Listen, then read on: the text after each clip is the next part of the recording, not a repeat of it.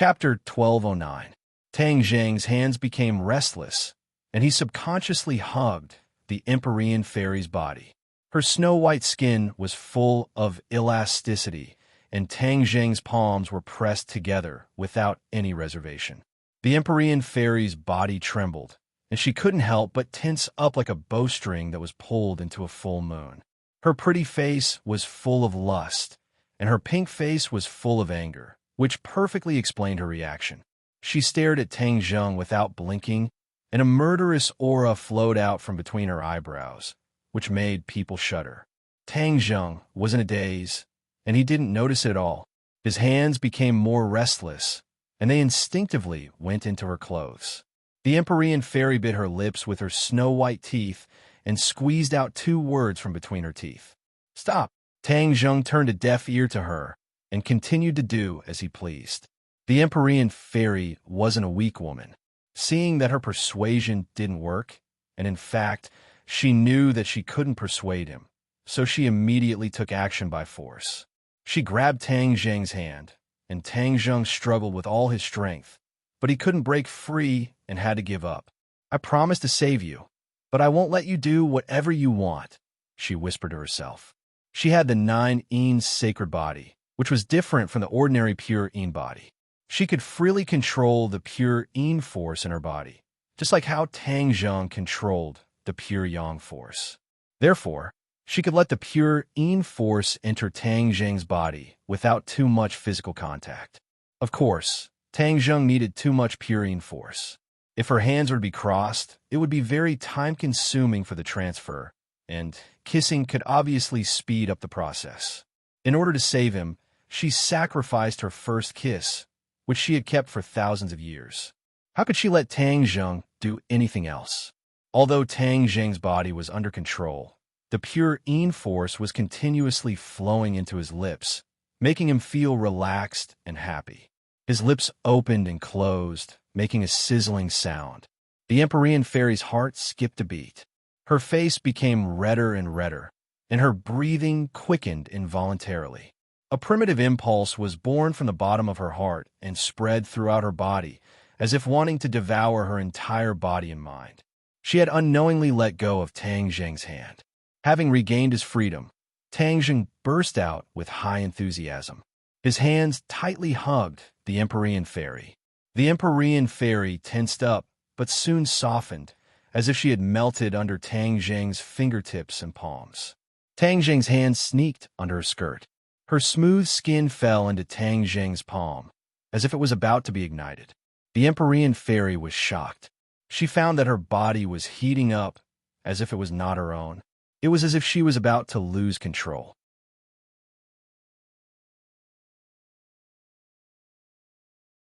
Chapter 1210. The ambiguity between the two was restrained by each other and did not continue to ferment. As their eyes met, everything seemed to have quietly returned to normal. In reality, the two people involved did not know that 2 strange seeds had taken root and sprouted in their hearts.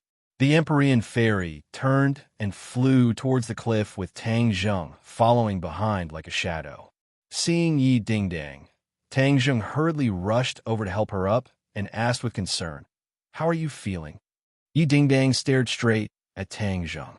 Seeing that he was safe and sound, she let out a sigh of relief as a smile appeared at the corners of her eyes. She opened her mouth and squeezed out 2 words with difficulty. "I'm fine." "You call this fine?" Tang Zhang said in pain as he suddenly turned his head to look at the Empyrean fairy and asked, "Can you save her?"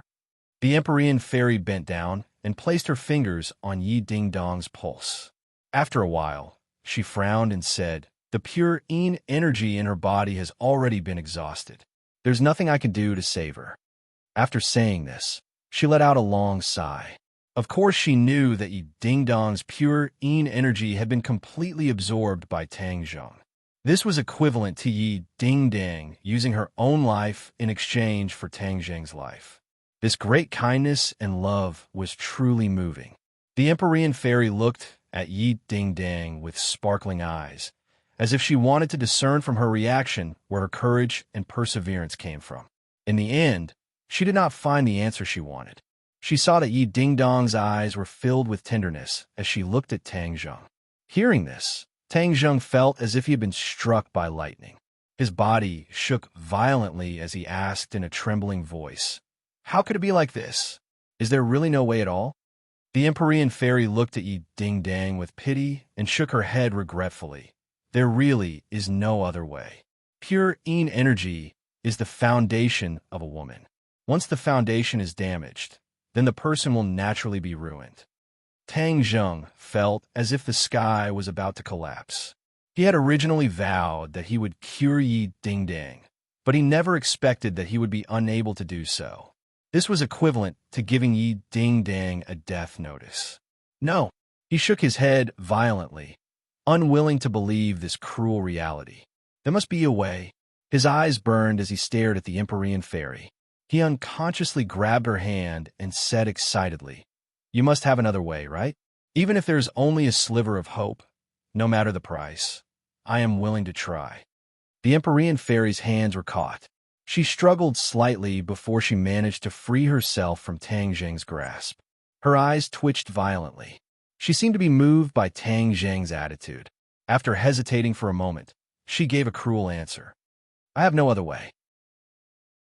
Yi Dingdang looked at Tang Zheng's soulless and pained appearance, and a tear fell from the corner of her eye. She wasn't crying because she was afraid that she wouldn't live for long, but because she felt sorry for Tang Zheng. She took a deep breath with difficulty and used all of her strength to stutter. "Tang Zheng, don't be like this. This is my life. As long as you always have me in your heart, it doesn't matter. I am willing." "No." Tang Zheng tightly hugged her and forcefully shook his head. His neck seemed like it was going to break. "I want you to always be with me. In the past, I was always busy and didn't have time to be with you. From now on, I want to spend more time with you. You can't leave me, and I won't allow you to leave me." These words were very overbearing. When Yi Dingdang heard this, the corners of her eyes bloomed with a smile, but she didn't have the strength to respond. She just stared at him without blinking. The complex emotions in her eyes were very moving. Tang Zheng looked at Yi Dingdang and then stared at the Empyrean fairy. Seeing that she was helpless, his heart was like dead ashes. It was as if he had fallen into a bottomless abyss. Yi Dingdang could feel Tang Zheng's despair and pain, but she was also helpless. She didn't even have the strength to speak again. Tang Zheng carried Yi Dingdang and walked step by step to the foot of the mountain. He didn't say a word. The Empyrean fairy quickly chased after him. She wanted to ask what was going on this time, but she swallowed her words. Now was clearly not a good time to ask these questions. The three of them accompanied each other silently as they traveled through the night and night back to Beijing. When they returned home, everyone in the house saw the scene of Tang Zheng carrying Yi Dingdang. They were all stunned and began to ask about the reason. Seeing that Tang Zheng didn't say a word, everyone looked at the Empyrean fairy. The Empyrean fairy shrugged her shoulders and helplessly shook her head. She also didn't completely understand what was going on. On the way back, Tang Zheng didn't say a word.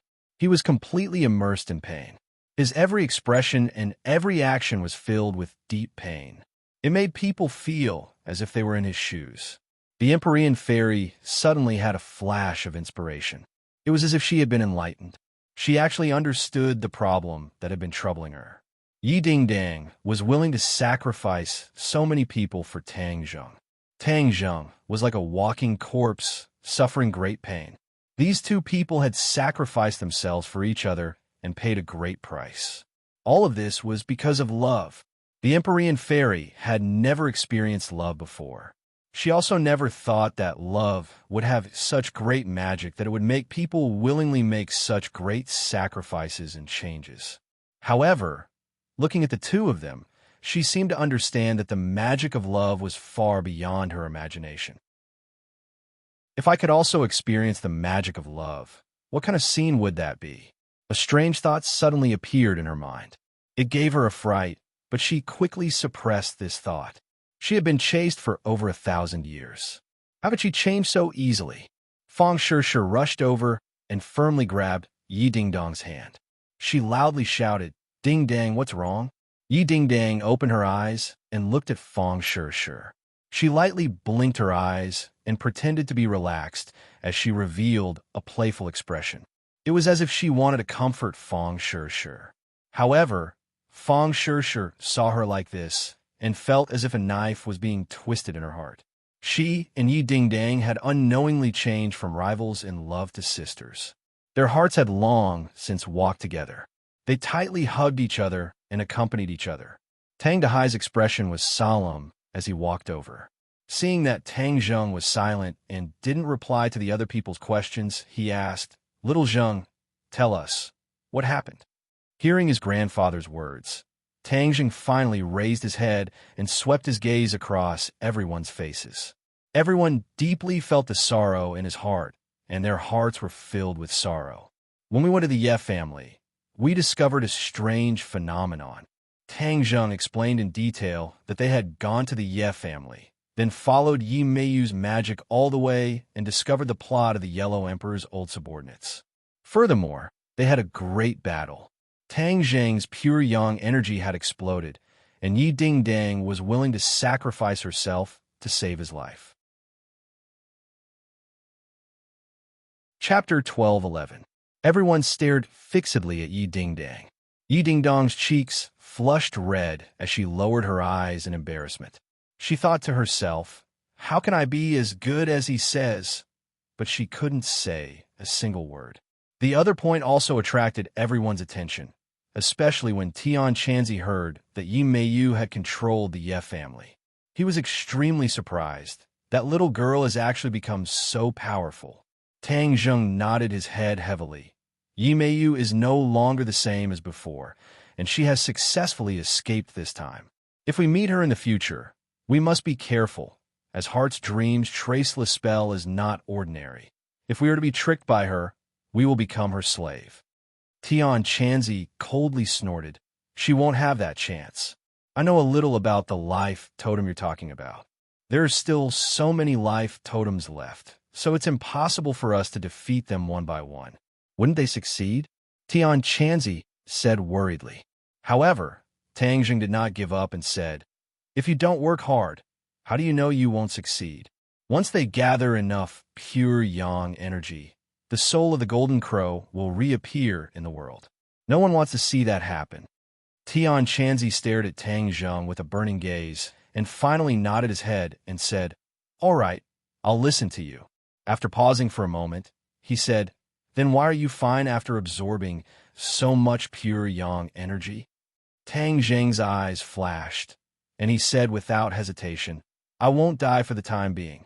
The pure yang energy in his body had not been calmed down for the time being, but he knew that the pure yang energy had indeed increased. Even with the pure yin energy neutralizing it, the pure yang energy in his body had increased, and once it erupted again, he could not predict what would happen. However, now is not the time to think so much. He had to think of a way to save people and stop the Yellow Emperor's former subordinates. We don't have enough manpower. If we reveal this news to Chi-Yu, he will definitely be very interested. Empyrean Fairy had an idea and said thoughtfully.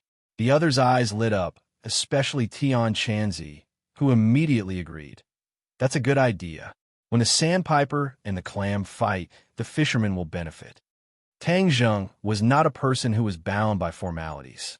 Now that the situation on his side was not optimistic, it was a good idea to use Chi-Yu with a small plan. All right, let's reveal the news to him. Tang Zheng agreed. Although Chi-Yu's whereabouts were mysterious, Tang Zheng believed that Chi-Yu would definitely leave an informant and keep an eye on him. Therefore, it was not difficult to reveal this information to Chi-Yu. Yi Dingdang became like this in order to save Tang Zheng. The old man's heart was heavy. She was a big girl, but in the end she became like this. It was easy to imagine the burden on the old man's shoulders. "I know, grandfather." Tang Zheng nodded his head with a heavy face. He immediately gave Yi Tianlei and Feng Xinyang a call. After saying a few simple words, he hung up the phone. Everyone in the room had worried expressions. Feng Shishir accompanied Yi Dingdang by her side, secretly crying. She was a strong girl, but seeing her best friend like this made her heart feel like it was being stabbed by a knife. It was more painful than what happened to her. A moment later, Yi Tianlei and Feng Xinyang rushed in. Feng Xinyang shouted, "What happened to Ding Dang?" When she saw Yi Ding Dang lying on the sofa, motionless, with a weak breath, Feng Xinyang's face changed. She rushed over like the wind and grabbed Yi Ding Dong's hand. She asked with concern, "Ding Dang, what happened to you?" Yi Ding Dang blinked her eyes and tried to squeeze out a smile, but there was no reaction. Feng Xinyang and Yi Tianlei looked at each other, their hearts thumping as they revealed an aghast expression. As parents, they were most afraid of seeing this scene. The two realized that the situation this time was not normal and that something serious had happened to their daughter. Yi Tianlei, as a man, was relatively steady. He looked at his daughter, and his gaze fell on Tang Zhang. Seeing his dignified expression and unconcealable grief, Yi Tianlei's heart immediately sank into the abyss. He took a deep breath and suppressed the emotions in his heart with difficulty. He asked, "Tang Zhang, what exactly happened to Ding Dang?" Tang Zhang did not have time to reply before the old man took the initiative and said with incomparable shame, "Tianlei, I want to solemnly apologize to you. Our family did not protect your precious daughter. She became like this because of little Zhang. We will definitely not shirk the responsibility. Little Zhang will definitely take responsibility to the end." A simple old man did not have many comforting words, and this was the most sincere expression. When Yi Tianlei heard these words, it was as if he was struck by lightning. He understood the seriousness of the situation, and his body swayed. In the end, he forced himself not to fall down and said with a trembling voice, "Old man, let's not talk about this first. Let's first figure out what happened." Feng Xinyang called out to her daughter a few times, but there was no response. She also raised her head and stared at Tang Zhang, wanting to understand the truth. Tang Zhang explained the whole story in detail and finally said with extreme grief, "Uncle Yi, Aunt Feng, Ding Dang became like this because she wanted to save me. I, Tang Zhang, am an indomitable man and will definitely take responsibility to the end. No matter if it is a mountain of blades or a sea of flames, I will definitely save Ding Dang." "Is there really no other way?" Feng Xinyang asked with a trembling voice. The usually carefree Feng Xinyang's face was heavy, and there was a trace of fear on her face. This was the true feelings of a mother.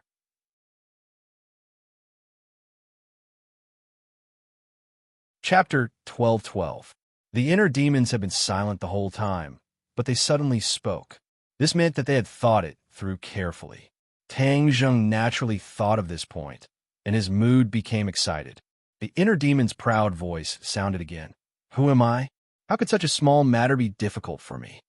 Tang Zheng ignored the inner demon's boasting and hurriedly asked, "Then what can we do?" The inner demons muttered, "Find a place of absolute Yin and re-inject pure Yin energy into Yi Ding Dang." Ah! Tang Zheng was shocked. He had never heard of a place of absolute Yin. Where is this place of absolute Yin? Look at you making a fuss. What is there to make a fuss about?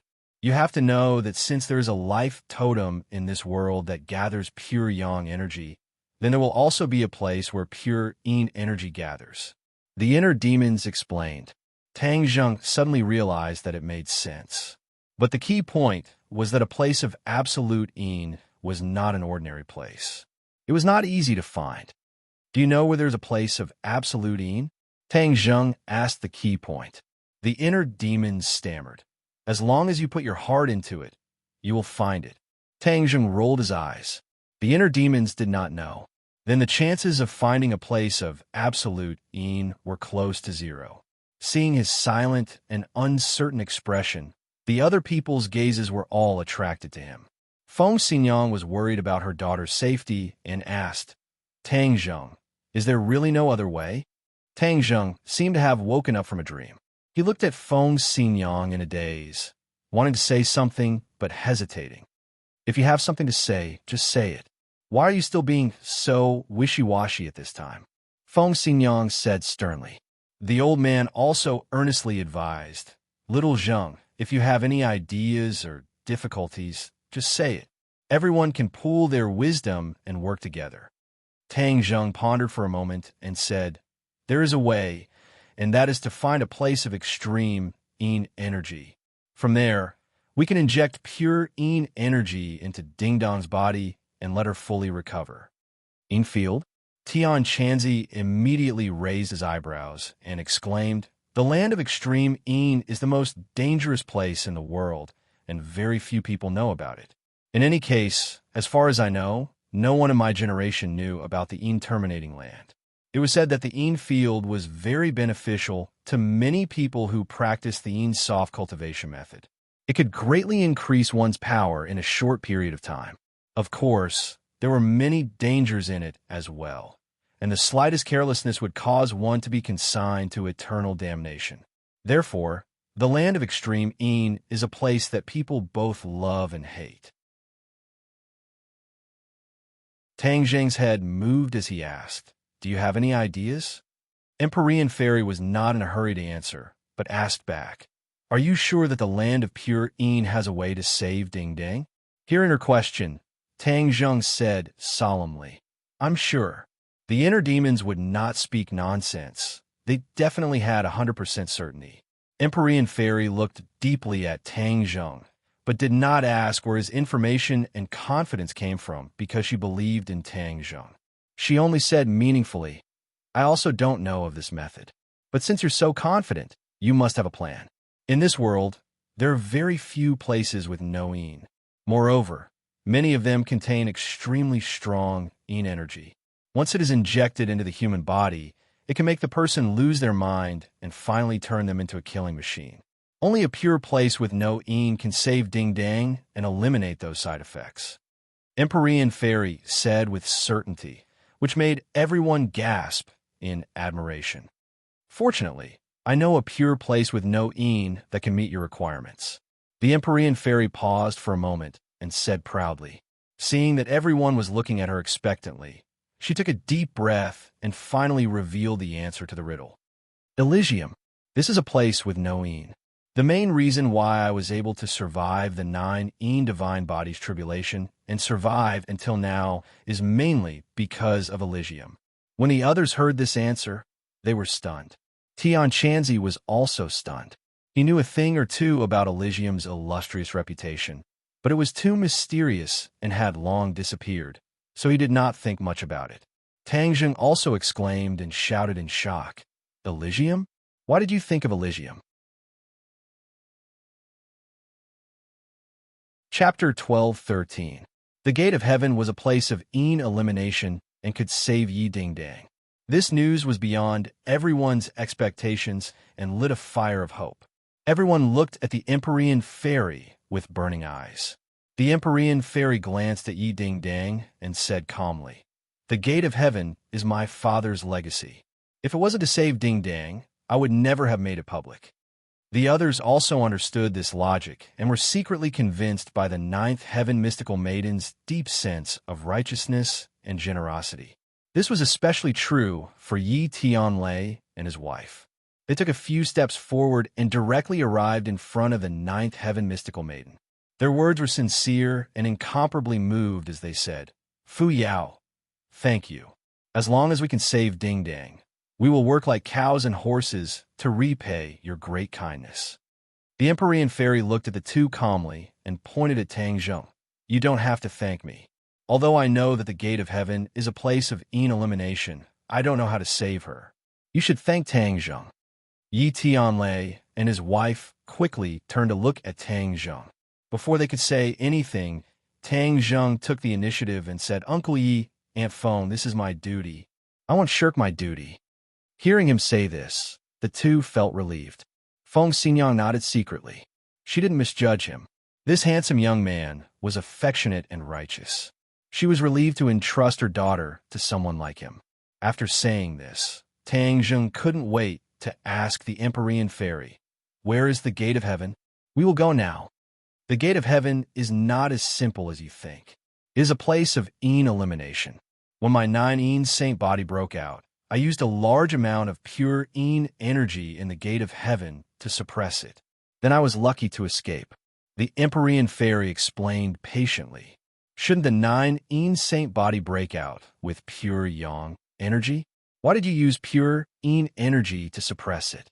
Isn't this adding fuel to the fire? Tang Zheng asked in surprise. The others didn't understand what was going on either. They all looked at the Empyrean fairy suspiciously. When things reach an extreme, they will move in the opposite direction. Extreme yang produces yin, and extreme yin produces yang. This is interconnected, the Empyrean fairy said concisely. Tian Chanzi looked pensive as he muttered to himself. I've heard of this principle before, but I don't know how it works. Of course, there's a secret behind it. Even if a normal person knew this, it would be impossible for them to achieve this effect. My father is extremely capable, which is why he was able to achieve this. The Empyrean fairy said proudly. Since her father had been bestowed the title of Emperor of Heaven, this title was not ordinary. He was definitely not an ordinary person, but a powerful person. We won't reach it in 3 or 5 days, so everyone needs to be mentally prepared. The Empyrean fairy suddenly reminded them. See? Yes, the gate of heaven is at the end of the world where heaven and earth meet. Everyone looked at each other. The ancients would have such a mysterious description, but for the modern people, there was no such thing as the end of the world where heaven and earth meet, or it could be said that there was a visual error. The Empyrean fairy was influenced by modern knowledge. Obviously, she also understood that this sentence couldn't stand up to scrutiny. She added, in short, it's very far. In ancient times, it would take several months to reach it. Tang Zheng nodded secretly. The ancient people's technology was behind. For the modern people, a few months of sailing could be reached in 10 days. Now, time was tight. 10 days wasn't a short period of time. After they finalized the itinerary, Tang Zheng immediately contacted the Yin family. They needed a large ship to cross the ocean.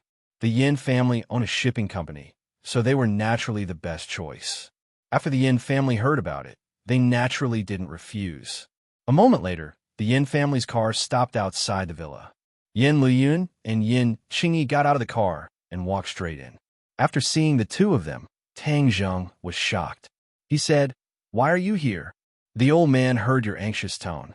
Something big must have happened, so he sent me to mediate. It'll be more convenient. Yin Luyun explained. Tang Zheng nodded. This time, they needed to borrow the Yin family's power. If the young master of the Yin family accompanied them, it would be much more convenient. His gaze then fell on Yin Qingyi. He couldn't see through this person who could see the future. Yin Qingyi saw through Tang Zheng's doubts and said, I saw a door slowly opening in front of you. It was as if there was a voice from the unseen world guiding me, telling me to travel with you this time. Hearing how mysterious her words were, everyone was astonished. However, after seeing Yin Qingyi's prophecy, they didn't dare to underestimate her. Door? What kind of door? The Empyrean fairy frowned and asked. Yin Qingyi glanced at the Empyrean fairy and took out a scroll. There was a huge bronze door drawn on it. It was as if it was supporting the heavens and the earth. It was extremely huge. An invisible pressure made people feel very small. There were also complicated patterns carved on it that flickered with a mysterious light. The Empyrean fairy's gaze was firmly attracted by this painting.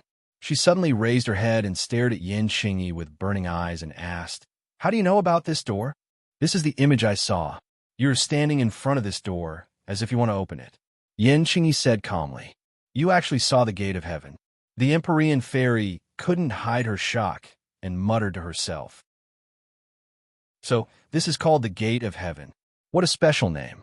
However, looking at its tall and mighty appearance, it really does look like a door to heaven. Yin Qingyi nodded and analyzed thoughtfully. Hearing the two words gate of heaven, Tang Zheng and the others immediately stared at the painting, as if they wanted to firmly imprint its appearance in their minds. This was especially true for Tian Chanzi. He couldn't go to the gate of heaven this time, so he especially wanted to see what it looked like. You said that there was a voice that seemed to be calling you. What was that voice? The Empyrean fairy frowned and asked in a deep voice. This was related to the gate of heaven. This was a relic left by her father, the Emperor of Heaven. Naturally, she would be extremely careful. Yin Qingyi shook her head in disappointment. That voice was too mysterious. I can't explain it clearly. It seemed to jump out from the depths of my mind, but also seemed to be transmitted to my ears from a very far place. Everyone looked at each other. It seemed that Yin Qingyi couldn't explain it clearly. Okay, then you can come with us. The Empyrean fairy thought for a while and agreed. Tang Zheng naturally didn't have any objections. Yin Luyan saw Yi Ding Dang lying unconscious on the sofa. He wanted to ask what had happened and what the purpose of this trip was, but Tang Zheng had already said, "Time is of the essence. Let's talk while we walk." When everyone arrived at the port, Yin Luyun and Yin Qingyi already knew the ins and outs of the matter. When they heard that they were going to the Gate of Heaven, and that the Gate of Heaven was very mysterious, Yin Luyun looked very excited, and his face turned red. Yin Luyun was the young master of a big family. Although he was usually very free, there were very few opportunities for adventure. This time, he could actually go out to sea to explore the unknown and mysterious Gate of Heaven. How could he not be excited? The Empyrean ferry chose a direction, and the big ship set off towards the destination. In the cabin, Tang Zheng was guarding Yi Ding Dang closely. Their eyes met, and invisible information was exchanged through their eyes. They were very tacit. The two of them didn't need to say a word. Just a simple look and subtle expression was enough to express too much. When Yi Tianlei and Feng Xinyang saw this scene, they tactfully left the room. They were relieved, but also worried about their daughter's life. They stood on the deck and looked into the distance. The vast sea and the scenery were vast, but it couldn't dispel the worry in their hearts. The Empyrean fairy also stood at the bow of the ship with her hands behind her back. She was indifferent. Everywhere she looked, familiar and strange scenes entered her eyes. Chapter 12:14. Time flies, and the sea turns into mulberry fields. This waterway seemed familiar, like the way home. It was familiar, yet strange. However, the blue sea and blue sky made the Empyrean fairy recall things from a long time ago. Thousands of years ago, she was a completely different person than she was now. She was in the prime of her life, the youngest daughter of the celestial emperor, the proud daughter of heaven. Her status was noble, and she stood above millions of people. Countless people revered her. She was very arrogant, and very few people could enter her eyes. However, when she was 20 years old, the power of pure Yin exploded. She was on the verge of death and was afraid. She had never experienced fear before, but this time, she truly experienced the taste of fear. It was the taste of death. Any courage in the face of death would collapse completely. It was not worth mentioning. She realized that she was afraid of death. She was as weak as those people she looked down on. She was even slightly weaker. In fact, the Emperor of Heaven had discovered her 9 Yin saint body since she was born. However, he kept quiet and did not tell anyone. Even the Empyrean fairy herself did not know. Since then, the Emperor of Heaven began to find a way to save his daughter's life. In fact, the power of pure Yin could be like the body of pure Yang. It could absorb the power of pure Yang from different men and achieve the balance of Yin and Yang. However, how could the Empyrean fairy do such a thing with her status? Even if it was to survive, she would not take off her noble appearance. Of course, this path would not work. The Emperor of Heaven racked his brains and flipped through ancient books, trying to find a way to solve this problem from the long river of history. In the long river of history, there were other women with the 9 Yin saint body. However, they either died at the age of 20 or became promiscuous women. They absorbed the power of pure Yang from men and were like demons. The Emperor of Heaven's heart was dead. He almost lost all hope.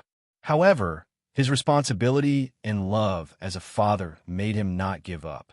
He finally found a ray of hope, and that was to find a place with no Yin energy. With his powerful martial arts, he could turn Yin energy into Yang energy and seize the good fortune of heaven and earth. He could fight for a ray of hope for the Empyrean fairy.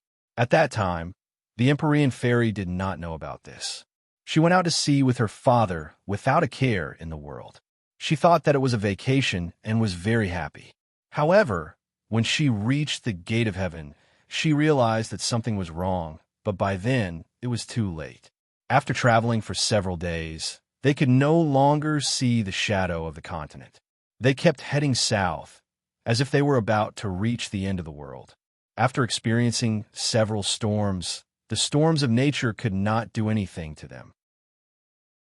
Yi Dingdang was unable to eat and had to rely on nutrient solutions to maintain her vitality. It was heartbreaking. Yan Xingyi stayed in the cabin all day and did not leave. She had too many expectations for this trip, but also a lot of hesitation. In the past, when she used the divination technique, she had never felt like this, and she had never heard that strange voice calling her. All these signs indicated that this trip was unusual. Whether it was a blessing or a curse, she did not know. Her divination technique was derived from her understanding of the great Tao of heaven and earth. It was a divine ability that descended from the heavens. Not to mention others, even she did not fully understand the mysteries behind it. The scenery was enchanting, but Yi Tianlei and Feng Xinyang were not in the mood to appreciate it. Seeing their daughter become thinner day by day, their hearts seemed to bleed. However, seeing their daughter's encouraging eyes was the only way to make up for it. Their daughter's strength gave them courage and supported them to move forward. Suddenly, the ship stopped and floated on the sea. Everyone walked out of the cabin and came to the deck, looking at each other. "What's wrong?" "I don't know. Could it be that the ship broke down?" In the cabin, Tang Zheng stared straight at the Empyrean ferry. She frowned deeply and looked at the endless sea through the glass, not saying a word. The others also came to the cabin and started asking questions. "We lost our way," Tang Zheng explained. "With such advanced technology, how could we lose our way?" The others found it hard to believe. Only she knows the specific direction of the Divine Gate, but after all, it's been thousands of years. The sea now is quite different from 1,000 years ago. "So we lost our way." Tang Zheng was helpless. He also did not expect to encounter such a problem. The Empyrean fairy had always been very confident. There was no need to doubt her strength. Who would have thought that she would actually lose her way? Everyone looked at the Empyrean fairy. Seeing that she was silent, they did not dare to ask and could only look into the distance helplessly. It was indeed difficult to determine the direction in the vast sea with no reference point and thousands of years apart. The Empyrean fairy was silent for a moment. Then, she turned around and stared at everyone. "I also don't know the direction." She had always been proud, but she could not even find the direction. She was truly ashamed. Tang Zheng's face darkened. The thing he was most worried about had happened. Now, they were like a blind person. There were so many directions, but where should they go? But he did not complain. He suppressed the chaotic thoughts in his heart and said encouragingly, "You're the only one who has been to the Divine Gate. Choose a direction based on your feelings." The others could not hide their disappointment and looked at her in unison. The Empyrean fairy did not argue. She directly closed her eyes and activated her mysterious technique, as if she wanted to feel that familiar aura. After a long time, she suddenly opened her eyes and pointed in a direction. "Then let's go this way." This was the direction she pointed out based on her intuition. Whether it was correct or not, she did not know. She could only wait and see if the goddess of luck would descend upon them. That direction, Tang Zheng was treating a dead horse as a living horse. So he immediately agreed with Nine Heaven's profound maiden's words. The ship set sail again. With a whistle, it sailed into the distance. A few days later, a gust of wind blew over from somewhere. Yan Liyun, who was standing at the bow of the boat, subconsciously hugged his arms tightly. This journey had allowed the young master of the Yin family to experience a lot of elegance. He was extremely excited. He wished he could grow wings and fly to the Divine Gate as soon as possible. Why does the weather change so quickly? It was unbearably hot just a moment ago. Why does it feel like we're in a world of ice and snow now? It's so cold. Yin Luyan muttered. It's so cold. Feng Sure just happened to walk onto the deck. She could not help but tighten her clothes. These two were not ordinary people. Usually, it was difficult for them to feel cold or hot. But today's weather caused their reactions to be so strong. It was really strange. The two looked at each other and immediately realized that something was wrong. The sky is still sunny. Why is it so cold? Yin Luyun asked curiously. Fang Shishir also nodded. She leaned on the side of the ship and stretched her head out to look. She found that the sea was still blue and there was nothing strange. Woo! A long cry came from a distance. The two of them stood up in shock. They looked up and saw a large ship sailing in the distance. Strange. How come we didn't see this ship before? Yin Luyun had been on the deck the whole time. He just looked in this direction. In this vast sea, there was no end in sight. It was impossible for a large ship to come close before they found it. Yin Luyun rubbed his eyes. He wondered if he was not paying attention and was negligent. Fang Shishir stared at the large ship and suddenly exclaimed, "Ah, look at that ship. Why does it look like an ancient ship?" Yin Luyun was shocked. He muttered in his heart, "How could there be an ancient ship sailing on the sea in this modern society? This kind of thankless and incomparably dangerous thing. No idiot would do it, right?" He took a closer look and found that the approaching ship was in the shape of an ancient ship. It was completely made of solid wood. There were flags fluttering on the tall mast, and there seemed to be shadows flashing on the lookout platform on the mast. Yin Luyun smacked his lips and sighed. It really is an ancient ship. Fang Shishir had already noticed that something was strange. She turned around and rushed into the cabin.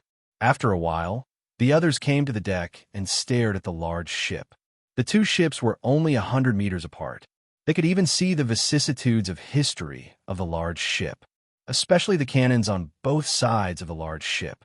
They were definitely ancient objects. Everyone looked at each other. Shouldn't this kind of antique be displayed in a museum? Why did it come to the sea to sail? This ship is strange. Empyrean Fairy stared at the large ship and concluded, "Everyone, be careful. Act according to the situation." Tang Zheng reminded, "There must be a reason for this abnormality." Everyone's nerves could not help but tense up. Woo! There was another high-pitched cry. Everyone finally recognized that it was the sound of a bugle horn. It was like the bugle horn blown in an ancient battlefield. The atmosphere instantly became gloomy. There was a chill in the air. Whoosh! A cold light flew out from the large ship. Zheng! The cold light landed on their deck, and it buzzed and trembled. Everyone's pupils shrank as they stared at the cold light. It was actually an arrow. The cold light flashed and flickered with a cold aura that made people tremble. "This thing is strange," Yin Luyun said in amazement. "Be careful." Tang Zheng glanced at the big ship from the corner of his eyes and suddenly discovered that dozens of cold lights soared into the sky, shooting towards the bow of their ship. So he shouted loudly. Everyone was already on high alert. Hearing Tang Zheng's warning, they all reacted. The light of their weapons flashed, and the sound of clanking rang out. These cold lights were actually arrows. Although it was not 10,000 arrows, their attack power was not to be underestimated. It could be seen from the bow of the ship. "Enemy attack!" Tang Zheng roared and soared into the air, rushing towards the big ship. The two ships were only a few dozen meters apart, and under Tang Zheng's feet, it was as if he was walking on flat ground. He flew to the top of the big ship and looked down. Immediately, his eyes became round and almost popped out of their sockets. He shouted in disbelief, "Quickly come and see. This ship is too strange." Empyrean Fairy also flew up. The others did not have such powerful skills. They could only stand on their tiptoes and look up. Empyrean Fairy flew above the large ship. When she saw the scene on the ship, her reaction was similar to Tang Zheng's. Her face changed, and she could not help but cry out in alarm. How did it become like this? Chapter 12:15. This ancient ship was covered in green algae and moss. The deck was slippery, as if it were covered in a layer of mucus. Dozens of people in ragged clothes were standing on it. They looked up with empty eyes and stared at Tang Zheng and the Empyrean Fairy in the air. The Empyrean Fairy and Tang Zheng were shocked when they saw their eyes. There was nothing in their eye sockets. Their eyeballs had long since disappeared, leaving only empty eye sockets. Additionally, their heads and many other parts of their bodies revealed eerie white bones. Rotten flesh hung from many of them. Even from dozens of meters away, the sea breeze seemed to carry a fishy smell. It turned out that the ragged clothes were hiding such bodies. The two glanced at each other. Tang Zheng smacked his lips and said, "What are these?" "These are already dead, but for some reason, they can still move freely," the Empyrean fairy said thoughtfully. Tang Zheng immediately recalled the scene in the 100,000 Mountains. The eerie white bones crawled out of their graves and moved freely. Their attack power could not be underestimated and was a great threat. These dead things, like the white bones, seemed to be controlled by some kind of power. "This place is strange, so we must be careful," the Empyrean fairy warned. "I'll go on the ship and see what's going on."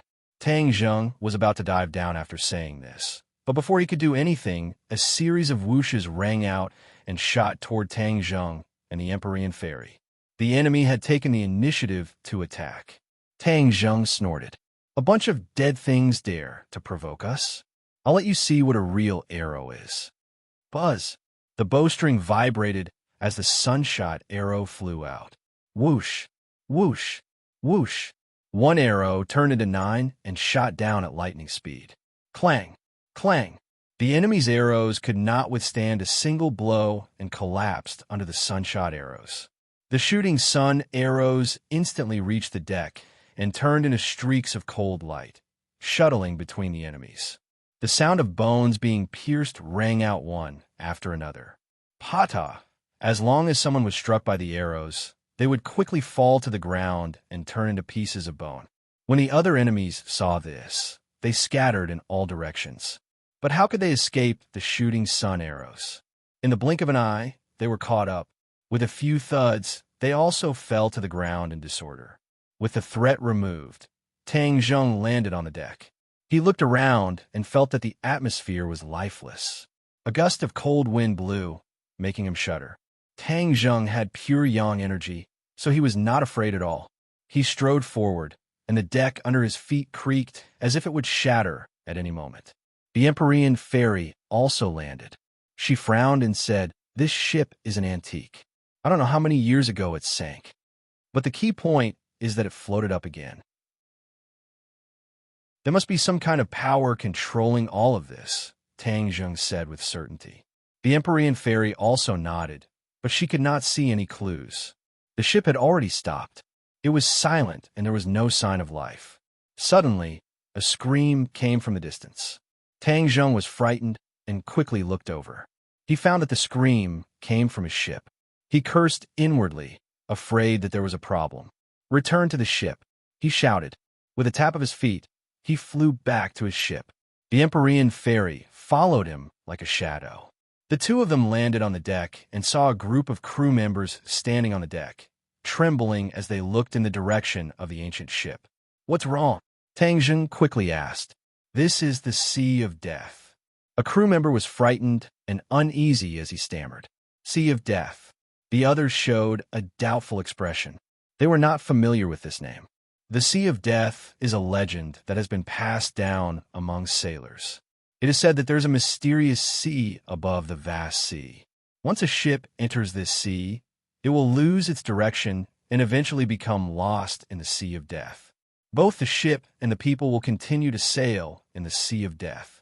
There is no end and no way out. The crew members said intermittently. This ship is obviously a ship that has been lost in the Sea of Death since ancient times. It has been unable to find a way out and has been sailing in this sea over and over again. This is a curse.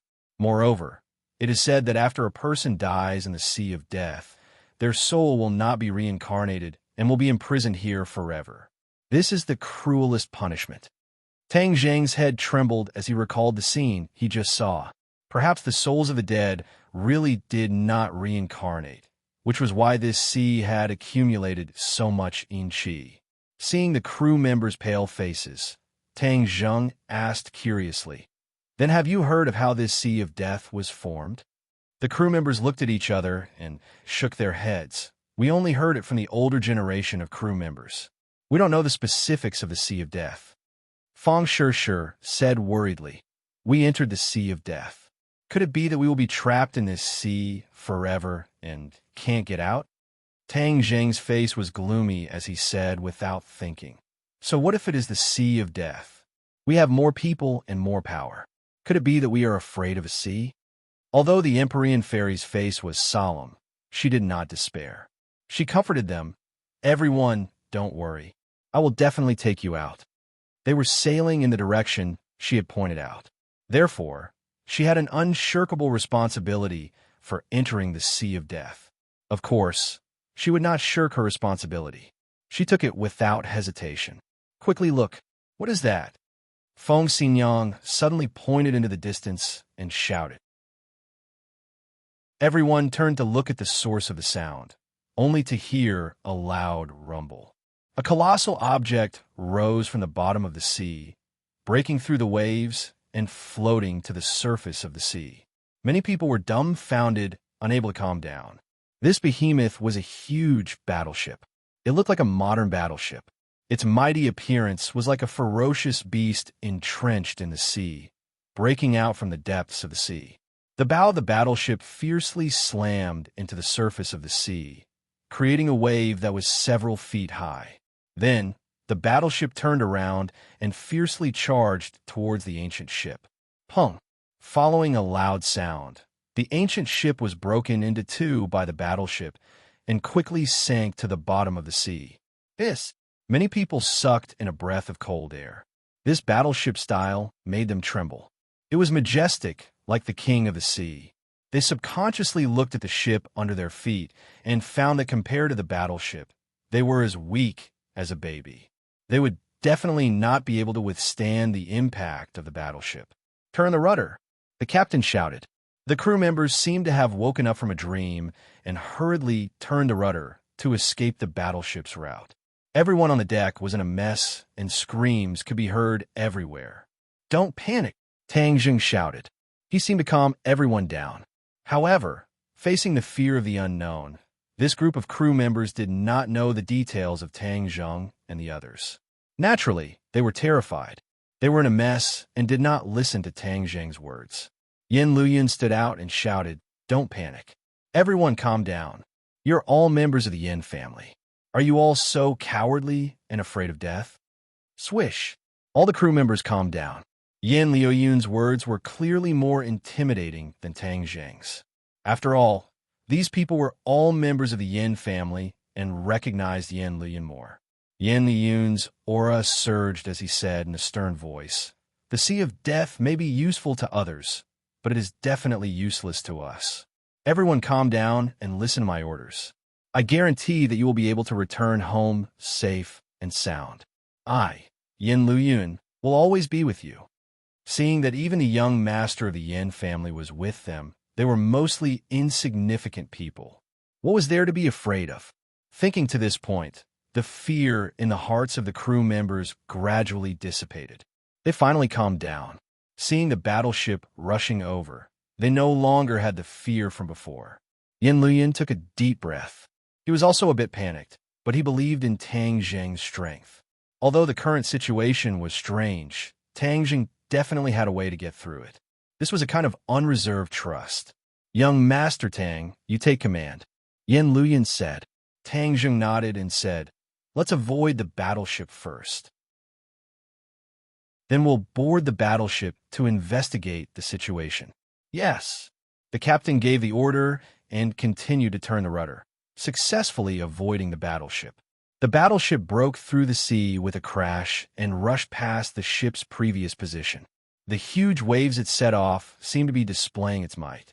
If they didn't manage to turn the rudder in time, they would definitely be broken in two by the battleship and follow in the footsteps of the ancient ship. The battleship's attack missed. An angry roar rang out from the battleship. The battleship suddenly turned and charged forward. Pung! With a loud bang, the cannonball on the warship was fired. A pitch-black cannonball whizzed over and smashed into the sea on the side of the ship, setting off a huge wave that was dozens of meters high. It fiercely slammed onto the deck, drenching many people like drowned rats. Tang Zheng's eyes trembled as he roared. "The cannons on the battleship can still be used. Everyone be careful." He was truly puzzled. The battleship had floated up from the bottom of the sea and had been submerged in the sea for who knew how many years. How could it still fire? None of this could be explained by science, so there was no need to waste his brain cells to investigate. Pung pung pung. After the first attack missed, another series of cannonballs whistled through the air. The captain personally steered the ship and continuously dodged. He was in danger after danger and was almost hit several times. We can't go on like this. I'll go to the battleship. Tang Zheng flew into the air. With a swoosh, the shooting sun arrow was fired at one of the cannonballs. With a boom, the cannonball was struck, but there was no smell of gunpowder. Instead, there was a plume of black smoke that flew out from the exploding cannonball. Energy. Tang Zheng recognized at a glance that the black smoke produced by the explosion of the cannonball was energy. Tang Zheng directly rushed through the energy without any abnormalities and arrived above the battleship in an instant. At the same time, the Empyrean ferry also took action. The mountain river map rose into the air and floated above everyone's heads. An invisible force shrouded the incoming cannonballs and blocked them. They fell into the sea nearby and splashed up huge waves, but no one was hurt. Chapter 12:16. Tang Zheng floated in the air, looking down at the battleship below. It was clear as day. There were hundreds of soldiers standing on the battleship. They were wearing tattered military uniforms, and it was impossible to tell which country they were from. They were the same as the people on the ancient ship from before. All of them had turned into rotten flesh and bones. They were gloomy, and their empty eye sockets were all staring at Tang Zheng. One of them, who looked like an officer, let out a mournful roar. The commander's blade in his hand pointed at Tang Zheng, as if he was giving an order. Immediately, the people on the deck screamed. The mournful sound waves soared into the sky. It was especially ear-piercing, causing people to tremble in fear. Tang Zheng snorted in disdain. A group of dead things. How dare you be noisy in front of me, break. Whiz! Tang Zheng swooped down, like a cannonball, and fiercely pierced into the deck. A few people jumped up and tried to attack Tang Zheng. Bang! Tang Zheng landed on the ground and ruthlessly stepped on these people's bodies, causing them to immediately shatter and scatter all over the ground. Tang Zheng crushed the soles of his feet, and a pile of white ashes sank deep into the deck. When the others saw this, they were not afraid at all. Instead, they roared fiercely, and their empty eye sockets seemed to shoot out a dark light, which was extremely terrifying. Tang Zheng did not mind. He held the shooting sun arrows and heaven-shocking bow in his hands, and roared, "Go!" Whiz! With a piercing sound, the shooting sun arrow turned into a ray of light and disappeared from the bowstring. Then, it flew into the crowd like a clap of thunder. Immediately, one could only see people falling down one after another silently. A chilling, murderous aura assaulted their faces. In an instant, the shooting sun arrows swept through a large area, and all of them turned into broken bones, with Tang Zheng as the center covering the ground. The commander hid behind the crowd and continued to clamor, which was especially ear-piercing. Tang Zheng stared. Locking onto the other party, he rushed over with large strides. The shooting sun arrow left his hand once again.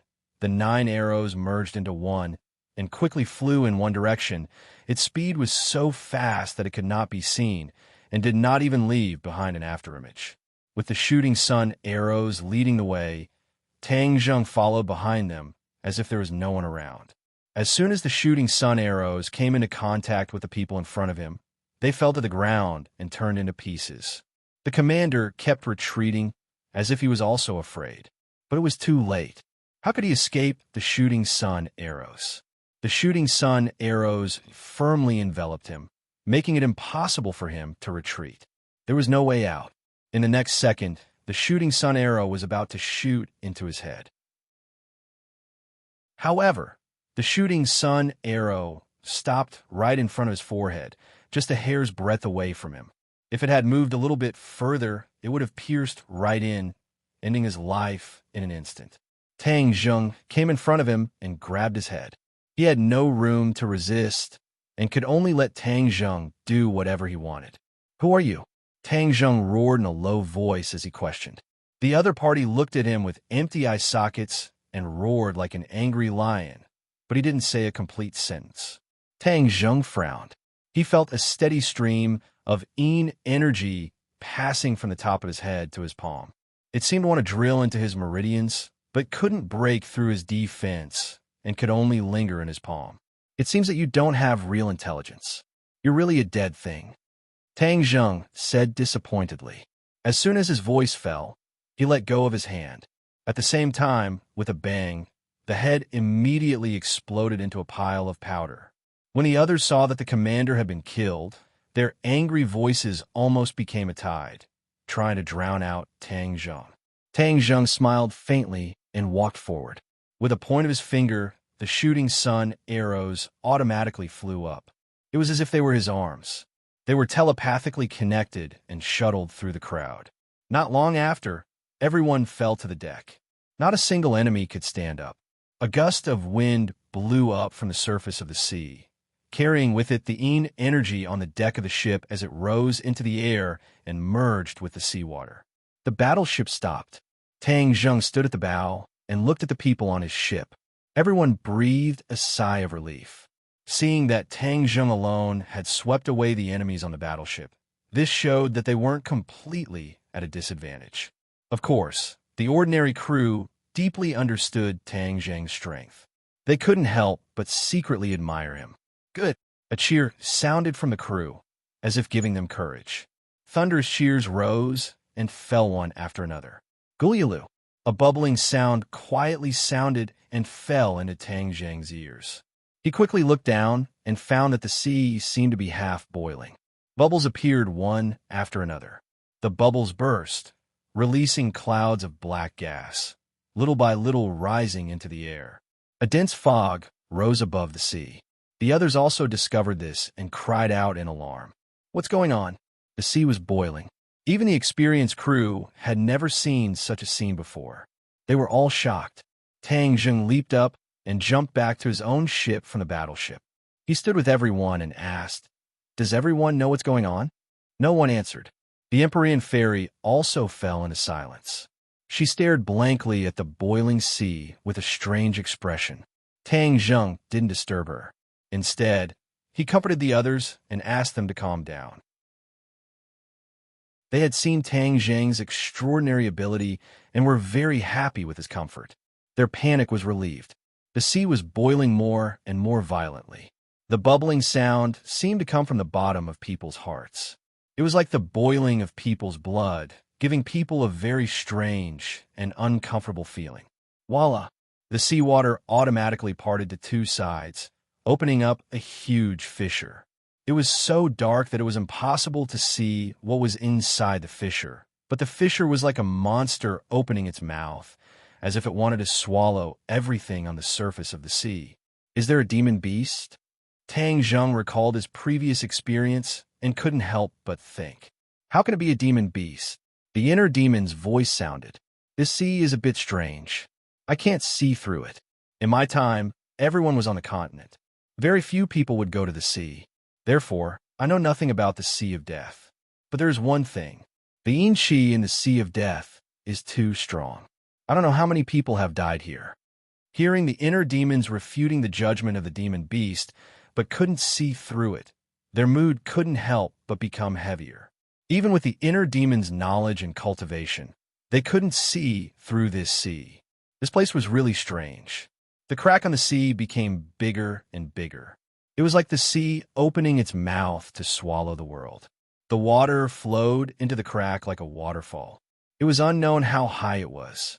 The battleship followed the water flow and flowed into the crack. With a loud bang, the battleship fell into the crack. Only the sound of cracking could be heard. Everyone guessed that this steel battleship had probably been smashed into smithereens, broken into pieces. The steel battleship that could ride the wind and break the waves couldn't withstand a single blow from this power. Humans were especially small. Back off. There was no need for Tang Zheng's command. The captain had already issued a command. He turned on all the power and spared no effort to retreat. He only wanted to get as far away from the crack as possible. But the power of the water flow was too great. It was so great that even modern ships couldn't resist it. Even if they turned on all the power, there was no way to retreat. They could only watch as they got closer and closer to the crack. It wouldn't be long before they followed in the footsteps of the steel battleship and were smashed into pieces. Not to mention the people on the ship. Perhaps a few experts could come out unscathed, but the rest of the crew would be in danger. How could Tang Zheng watch these people die? He was the one who brought them here. He had the obligation and responsibility to bring them back safe and sound. He was just about to open Sumru World and take in all the crew members so that they could escape this disaster. But then he saw the Empyrean fairy suddenly raise her head. As if waking up from a dream, her eyes lit up. She stared at the crack and shouted, "Don't act rashly." Tang Zheng unconsciously stopped his movements and curiously looked at her and asked, "What's wrong?" The Empyrean fairy muttered to herself. This feeling is becoming more and more familiar. She stared fixedly at the crack and the flowing water. She had never seen such a scene before, but there was a mysterious familiarity in her heart. It was very strange, but she was willing to take the risk and trust her intuition. Thus, she stopped Tang Zheng. Everyone looked at her curiously, wondering what new discovery she had made. They quietly waited for her to continue, but there was no explanation. Everyone's hearts were in their mouths again. Tang Zheng couldn't help but ask, "How do you feel?" The Empyrean fairy didn't say anything else. She just stared at the crack with her eyes fixed on it. Tang Zheng had no choice but to take action. But due to his trust in the Empyrean fairy, he suppressed this impulse. But as they approached the crack, the atmosphere became particularly somber. Everyone's breathing became heavy. On the verge of death, everyone's reactions were completely different. Some were crying, some were laughing, and some were throwing tantrums. But those close to Tang Zheng didn't have much of a reaction. They only looked at Tang Zheng. As long as he gave the order, they would act accordingly. They trusted Tang Zheng completely. Among them, Yanqingyi's expression was the calmest. There wasn't even the slightest ripple. Although she wasn't as powerful as the others, her conviction was incomparably firm. Few people could compare to her. In her prophecy, she had seen these people standing in front of the giant divine gate. Thus, she was fearless and believed that the crisis before them couldn't completely defeat them. The ship had been pulled to the edge of the crack. The rumbling water flowed down, striking the souls over and over again. Many people were trembling from the depths of their souls. Tang Zheng was also a little anxious. After all, if he didn't take action now, it would really be too late. But the Empyrean fairy's determined look made him not dare to act rashly. He was deeply afraid of disrupting her plan, but she was so mysterious and didn't explain clearly. It was hard to guess what was true and what was false. This feeling was really uncomfortable. "Okay, then I choose to believe you. I hope you won't disappoint me," Tang Zheng said. He simply gave up on counterattacking and stared at the Empyrean fairy. The Empyrean fairy looked at the crack and the water, her eyes brightening.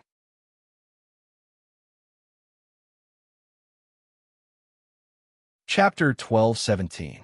Seeing that the ship had reached the edge of the chasm and was about to fall into the bottomless chasm, many people's faces turned pale. The courage and composure that they had just regained were all gone. Tang Zheng took a deep breath and finally couldn't help but shout, "Fu Yao!" Amidst his shout, the others tightly gripped the ship's railing and gritted their teeth.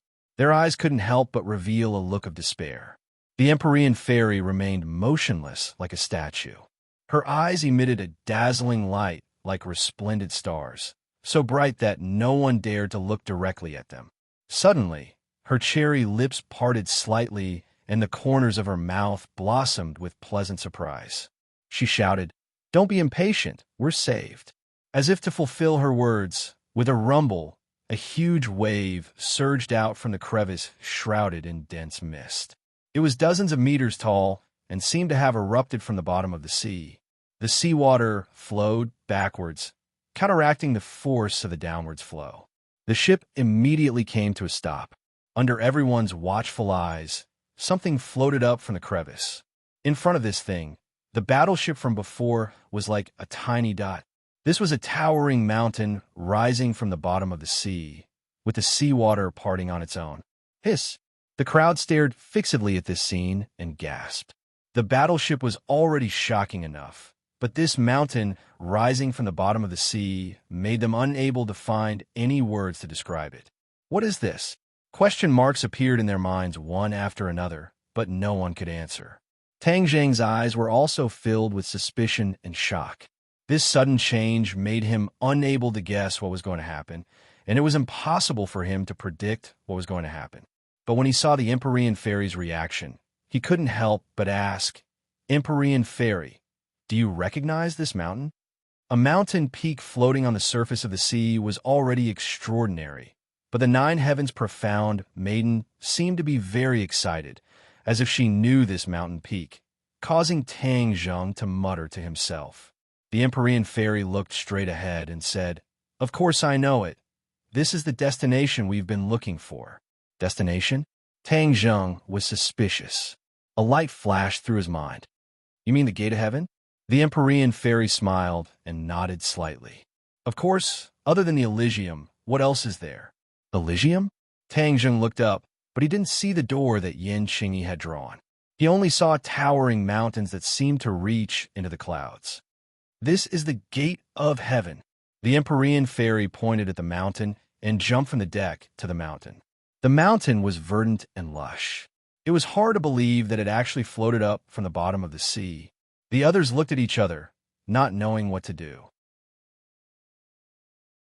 Yin Qingyi walked up to Tang Zheng and said, "What are you waiting for?" As if waking up from a dream, Tang Zheng hurriedly turned around and returned to the cabin. He picked up Yi Ding Dang and glanced at the others. "We'll go up the mountain.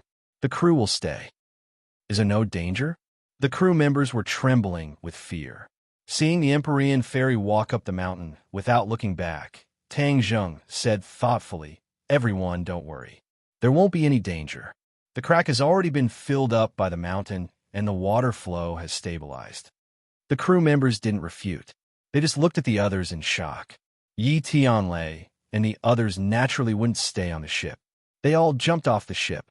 Yin Qingyi didn't know martial arts. Yin Liyun brought her up the mountain, and the group chased after the Empyrean Fairy.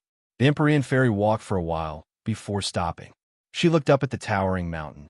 The others caught up with her and asked curiously, "The Gate of Heaven is in this mountain. Why is it so different from what you've seen before?" From the Empyrean Fairy's reaction, they could tell that she had never seen the Sea of Death before. That meant that it was very different from the last time she came to the Gate of Heaven.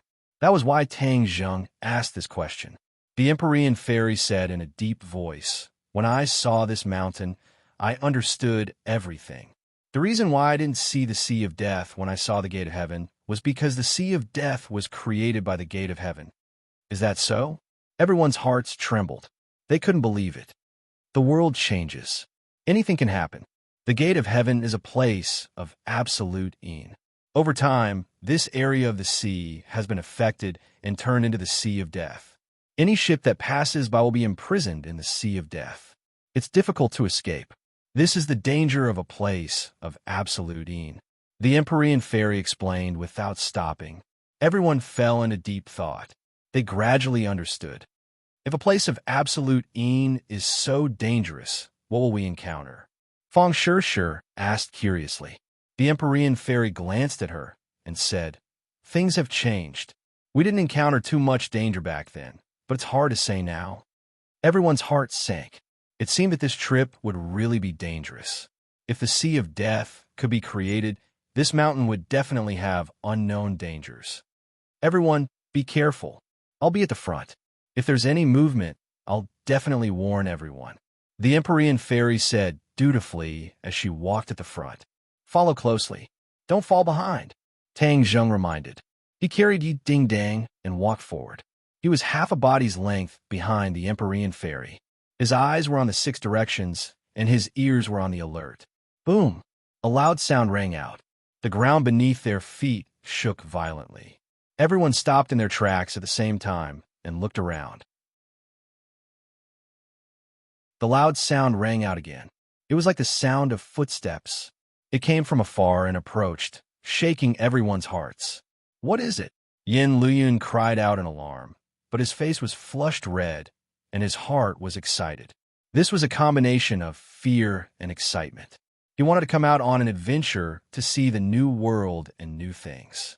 But when he heard those loud sounds, his blood seemed to be trembling.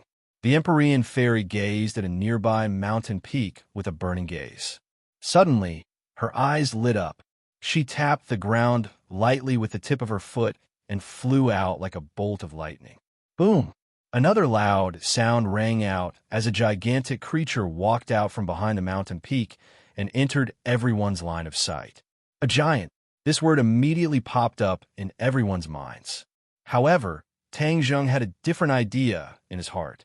This giant was not made of flesh and blood, but a stone giant. Its entire body was made of stone, and it was over 100 meters tall. In front of it, humans were insignificant, extremely tiny. A stone turning into a human didn't give everyone too much of a shock. It was just that the giant's body was somewhat intimidating. There was no doubt that the Empyrean fairy had never seen this stone giant before. It must have been born later. Looking at its huge body, its combat power couldn't be underestimated. The fairy of the nine heavens rushed forward fearlessly. The painting of mountains and rivers of the gods of earth and veil flew out from her hand and suspended in midair. A gust of wind swept out from the painting and wrapped around the giant. Boom! The giant staggered a few steps. The tall trees around it were trampled under its feet and turned into debris. The giant waved its fist and tore through the gust of wind. It rushed out of the encirclement. It raised its head and opened its mouth as if it was roaring silently at the mountain river map. The Empyrean maiden frowned when she saw that her attack had failed to injure her opponent. She cast another spell, and a huge stream of water gushed out from the painting of mountains and rivers of the gods of earth and veil. It was as if the water of the Milky Way was pouring down on the giant's head. Under the impact of so many water droplets, the giant bent down and supported itself with its hands on the ground, resisting with difficulty. Bang! Finally, the giant couldn't bear it and fell on its knees, creating a large pit. Smoke and dust rose, and the ground trembled. The Empyrean fairy said with a stern expression, "How dare you stir up trouble in the divine gate, left behind by my father? If I don't kill you, I'm not the Emperor of Heaven's daughter." Swoosh! The mountain river map shone brightly, and once again, something glittering with cold light fell. Ice blades. Everyone saw it clearly. The mountain river map was all-encompassing, and its attacks were endless. The ice blades hit the giant's body and left white marks. The giant couldn't even raise its head. This storm-like, continuous attack made the giant unable to resist at all. When the others saw the Empyrean fairy's true strength, they were shocked. Yin Luoyun smacked his lips and exclaimed, "This is an expert." This subverted his understanding once again. He was already considered experienced and knowledgeable, but what he saw and heard this time opened the door to a new world in front of him. Don't worry, the giant is no match for the Empyrean fairy. Tang Zheng's eyesight was better than others, so of course, he understood everything. As soon as he finished speaking, the giant was completely prostrated on the ground. He no longer had the strength to resist. He hung his head dejectedly and stared at the fairy of the nine heavens and the painting of mountains and rivers. The Empyrean fairy landed and stood in front of the giant. Her body was as small as an ant, and the giant was like an elephant. However, the giant submitted at her feet and didn't dare to act rashly. "What are you?" the Empyrean fairy asked with an ashen face. The giant opened its mouth, but no sound came out. "So it's just a useless thing." The Empyrean fairy shook her head and said regretfully. The others also caught up and looked at the giant at close range. One could imagine the shock in their hearts. "What do we do now?" Tang Zheng asked. The Empyrean fairy looked behind the mountain peak and said, "There must be more dangerous things behind. Just be careful. As for this thing," the Empyrean fairy pondered for a moment, then rushed out with a swoosh and hit the giant's chest with her fist. The thin fist was insignificant compared to the giant's body, but the power that burst out of the fist was enough to split mountains. There was a loud bang, and from the center of the giant's heart, cracks quickly spread in all directions, covering the giant's entire body in an instant. Kacha! The giant shattered, turning into giant rocks that scattered all over the ground. It no longer had the awe-inspiring aura it had before. The Empyrean fairy clapped her hands and walked through the rubble, heading deeper into the mountain. The others looked at each other, then came to and followed her. The air was filled with an austere aura, as if there was an invisible pressure pressing down on everyone's hearts. Even their breathing became heavy. Looking at the unfathomable mountain and the endless dense forest, no one had any confidence in their hearts. They didn't know what was waiting for them.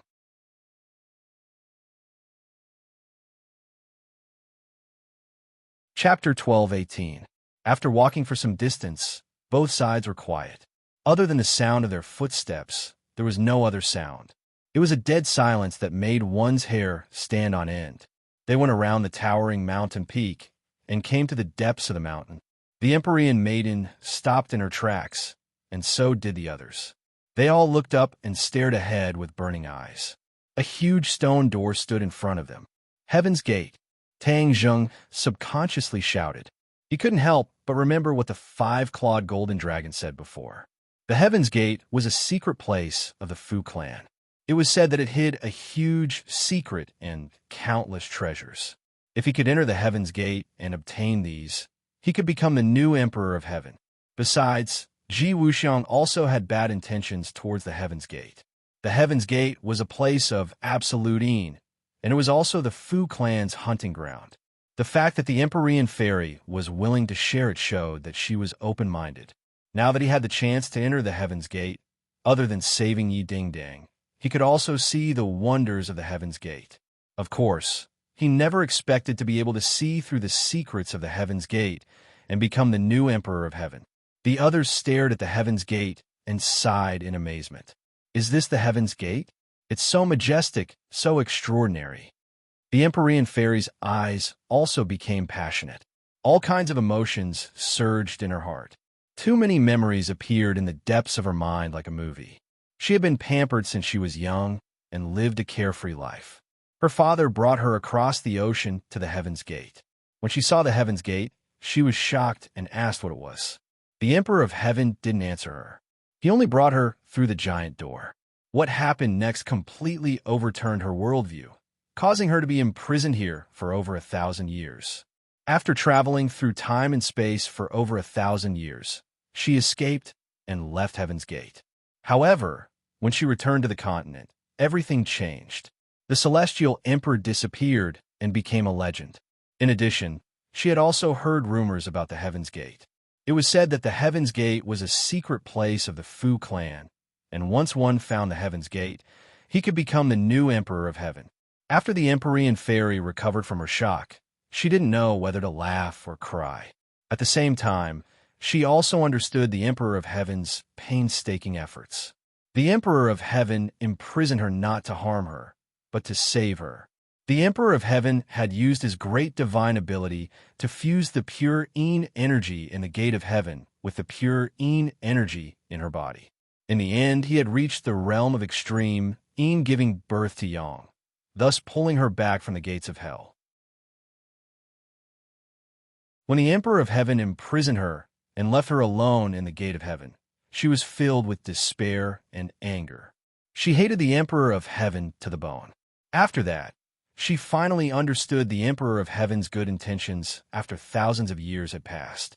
Since then, her personality had changed greatly. She was no longer unruly and arrogant.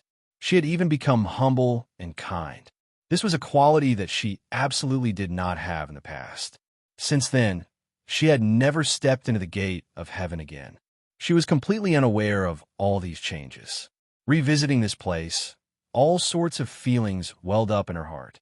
For a moment, she didn't know what to say. Looking at her strange expression, Tang Zheng asked, "What's wrong with you?" The Empyrean fairy came back to her senses and shook her head. "It's nothing. Along the way, we haven't encountered any other dangers. This means that there isn't any danger. There shouldn't be any danger in the Gate of Heaven either," Tang Zheng said thoughtfully. The Empyrean fairy was slightly startled. She hesitantly said, Perhaps. She couldn't give a definite answer. When he revisited his old haunts, he found that everything had changed drastically. In the past, the gate of heaven floated in the sea like an immortal mountain island. Now, it had sunk to the bottom of the sea, causing this part of the sea to become the Sea of Death. All these changes made it impossible for her to figure out the specific changes and current situation of the gate of heaven. Tang Jing opened his mouth, but couldn't say a word. His heart gradually sank. The Empyrean fairy couldn't determine the changes in the gate of heaven. Didn't that mean that there was a possibility that changes had also occurred in the land of Absolute Yin, which delayed the rescue of Yi Dingdang? He lowered his head and looked at Yi Dingdang's eyes. There was a glimmer of hope in them.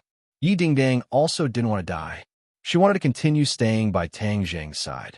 Especially after seeing the gate of heaven, her survival instincts became even stronger.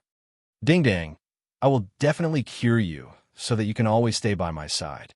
Tang Jing secretly gritted his teeth and silently made up his mind. Yan Xingyi looked at the gate of heaven with an excited expression. She subconsciously wanted to reach out and touch the gate of heaven. She muttered to herself, "It's this scene, it's this scene." This was the scene she had foreseen. However, the voice that guided her did not appear in her mind. Therefore, in addition to her excitement, there was also a trace of regret and melancholy in her expression. "Come, let's go in." The Empyrean fairy took the lead and walked to the front of the gate of heaven. She stretched out her finger, and a drop of bright red blood spurted out from her fingertip. Her finger slowly approached the gate of heaven. Finally, the tip of her finger came into close contact with the gate of heaven. With the tip of her finger as a dot, the blood quickly spread in all directions. It was like veins, and in the blink of an eye, it covered the entire gate of heaven. The gate of heaven glowed with a red light. It was like a rosy cloud enveloping the surroundings of the gate of heaven. Everyone was stunned. They all widened their eyes and stared at this scene. Tang Jing's hand that was hugging Yi Dingdang tightened involuntarily. He looked at the red light excitedly. He suddenly realized why the five-clawed golden dragon said that the Fu clan was required to open the gate of heaven. It turned out that the Fu clan's bloodline was required. This drop of the Empyrean fairy's blood contained the power of the Fu clan's bloodline inheritance. It was the key to opening the gate of heaven. This was a restriction set by the Emperor of Heaven, Fuxi. No one else could break it.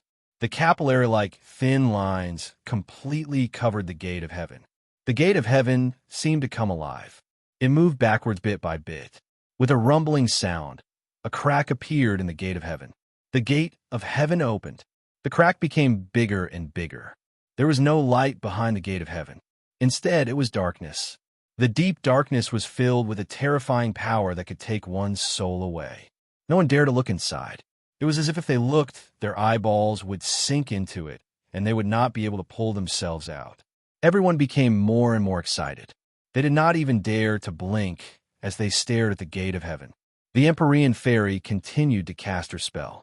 The meridians on the gate of heaven completely released their power. The gate of heaven slowly opened. After a few minutes, the gate of heaven opened completely. The darkness rushed towards them as if it was going to swallow the gate of heaven and earth. Everyone looked away with difficulty. They looked at each other, not knowing what to do. The Empyrean fairy stopped casting her spell. She pointed to the back of the gate of heaven and said, "This is the back of the gate of heaven. To save her, we must enter the gate of heaven. The pure Yin energy here will be the purest. It'll be the best for nourishing her body and soul and rejuvenating her vitality." Tang Jing nodded. He carried Yi Dingdang and strode in without hesitation.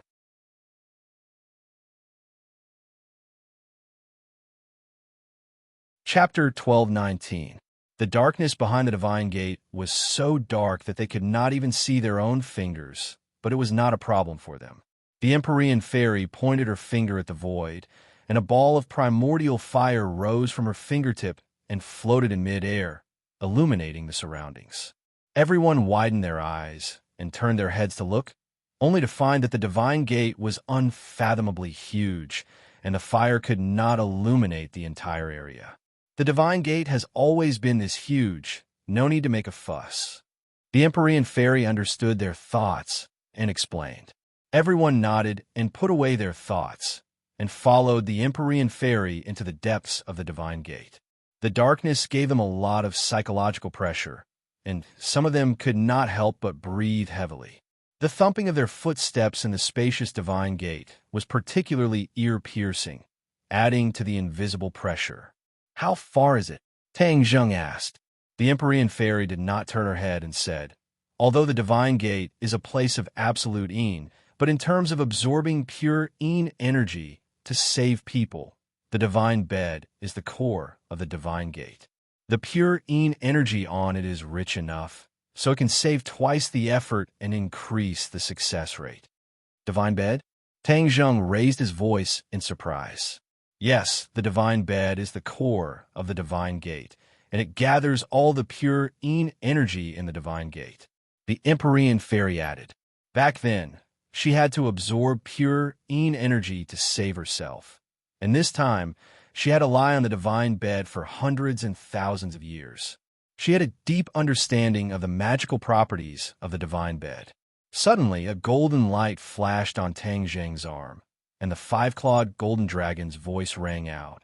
It is said that the divine gate contains many treasures of the Fu clan, and once you obtain these items, you may become the new emperor of heaven. Is that right? Tang Zheng was shocked by the five-clawed golden dragon's sudden question, but he forcibly suppressed his curiosity. After all, he was here to save people. The five-clawed golden dragon was different. The dragon clan had a strong interest in treasures, and now that he had come to the divine gate, he knew about the rumors of the divine gate, so he asked without hesitation. The five-clawed golden dragon was fearless. He didn't care if the Empyrean fairy turned hostile. As expected, the Empyrean fairy stopped in her tracks and turned around. She stared at Tang Zheng's arm that was shining with a golden light and said with an unkind expression, "You're still thinking about the Elysium?"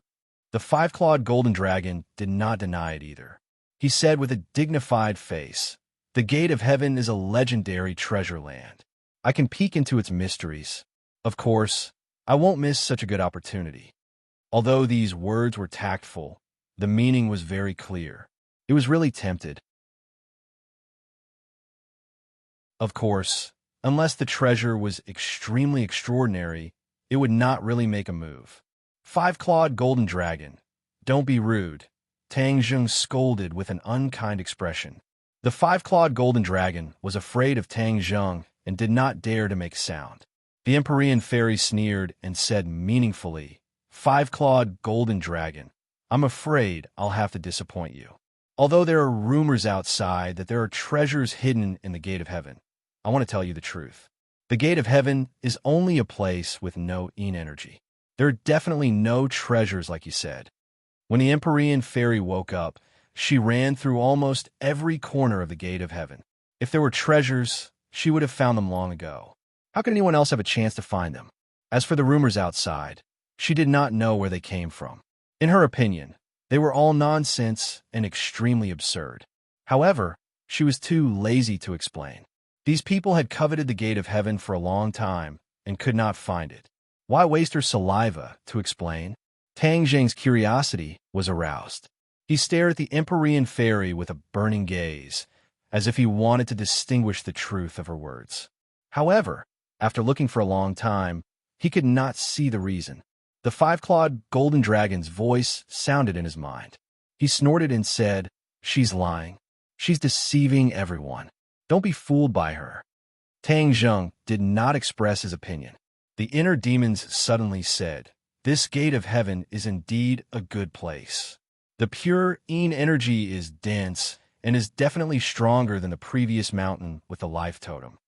Tang Zheng suddenly had an idea and said, "Since the pure Yin energy is so strong, then can I also absorb the pure Yin energy here and neutralize the pure Yang energy?" Previously, Tang Zheng's heart was tied to Yi Dingdang. When he heard about the miraculous gate of heaven, he did not think that he could absorb the pure Yin energy. Now that success was in sight, he suddenly had this idea. "Hee, you're finally enlightened." The inner demons praised. Tang Zheng was overjoyed. "Why didn't you remind me before?" Last time I absorbed so much pure yang energy that my body almost exploded. With such a great opportunity to save my life, you actually didn't give me any advice." He was quite depressed. He had worried for nothing for so long. You really think too simply. Is a place of extreme ain't that easy to find? If it wasn't for the Empyrean fairy, where will we find a place of extreme een? The inner demons retorted. Tang Zheng was suddenly startled. He realized that he had been too impatient and had wrongly blamed the inner demons. Moreover, absorbing pure een energy in a place of extreme een is not that simple. Do you think it's as easy as absorbing pure een energy from other women? The inner demon's question caused Tang Zheng to fall into deep thought. Could it be that he had thought too simply? The inner demons seemed to have seen through his thoughts and added, "You really are thinking too simply. How can absorbing pure een energy be that easy? You must rely on a medium." Medium? What is it? Tang Zheng's curiosity was completely aroused. The pure een energy in this place of extreme een was born from the creation of heaven and earth. If a person wanted to absorb the pure een energy here, they must draw upon the yin and yang energy of heaven and earth to succeed. Draw upon the yin and yang energy? Tang Zheng was startled. Ding Dang wants to absorb the pure yin energy in the gate of heaven. Does she also need to draw upon the yin and yang energy? Of course. If not, how could she succeed? Then how can I draw upon the yin and yang energy? The inner demons kept him in suspense and said mysteriously, "Heaven's secrets cannot be revealed. When the time is right, I will naturally tell you." Tang Zheng rolled his eyes and thought that they were deliberately mystifying things. However, the inner demons deliberately kept him in suspense, so he didn't continue to ask. In short, the inner demons would tell him away. They wouldn't really let him come here for nothing. The Empyrean fairy saw that the five-clawed golden dragon was no longer talking, so she didn't say anything else. Just as she was about to turn around, she heard a gust of wind coming from the depths of the gate of heaven. She was startled and shouted, "Be careful!" The others also noticed this and were on high alert. Tang Zheng raised the holy shield to protect Yi Ding Dang in his arms. Yi Tianlei and Feng Xinyang protected Feng Shishir, and Yin Luyin protected Yin Qingyi. All of them stared at the darkness in front of them with burning eyes. Whoosh! A strong gust of wind blew, as if something huge was flying towards them. "Go!" The Empyrean fairy pointed her finger at the void, and the true fire quickly flew out. It turned into a streak of fire and collided with the incoming enemy. Roar! A sharp roar rang out, and the true fire illuminated a huge silhouette. It was a demonic beast with huge wings, and it looked like a bat. In this dark and gloomy environment, there were definitely no lack of een creatures like bats. After being nourished by the pure een energy for a long time, it had become like this. Tang Zheng's guess was not wrong. This was indeed an evolved bat demonic beast. Bats were social animals, and there was definitely more than one of them. Tang Zheng suddenly realized this and reminded them loudly, "This is a bat demonic beast, and I'm afraid there is more than one. Everyone, be careful." He did not know the specific dangers of the bat demonic beast, so he could only remind them loudly. Bats were afraid of fire, but this bat demonic beast was not afraid of the true fire. It actually rushed towards the true fire. After colliding with the true fire quickly ignited it, and it turned into a ball of flame, dancing in the air, and its shrill cries resounded through the gate of heaven. Whoosh! Whoosh! Whoosh! In an instant, a strong gust of wind blew in front of them, like a tornado, sweeping out from the depths of the gate of heaven. The terrifying pressure made everyone unconsciously nervous. A large group of bat demonic beasts is coming, the Empyrean fairy shouted. She pointed her finger at the void, and the true fire appeared between her fingers, interweaving into a fire net in the air. Puff! Puff! Puff! The strong wind blew and extinguished many flames, but the power of the fire net was still not to be underestimated. Many bat demonic beasts crashed into the fire net and immediately turned into balls of flame, fleeing in all directions and screaming. However, there were too many bat demonic beasts, and the fire net was eventually broken through. In an instant, a dark mass of bat demonic beasts flew over, and a foul smell hit them, making it difficult to breathe. The Empyrean fairy stood in front of everyone and roared, "A group of beasts! How dare you occupy my gate of heaven? All of you die!" As soon as she finished speaking, a ball of light flew from her hand and floated in the air. It was the stately painting. The stately painting suddenly rolled up like a bag with a big opening. The bat demonic beasts at the front were immediately sucked into the stately painting. Seeing this, the other bat demonic beasts retreated. However, it was too late. The fairy of the 9 heavens was enraged. The painting of mountains and rivers of the gods of earth and Vale danced in the air, immediately sweeping up a large group of demonic bat beasts. Without a sound, these demonic bat beasts disappeared.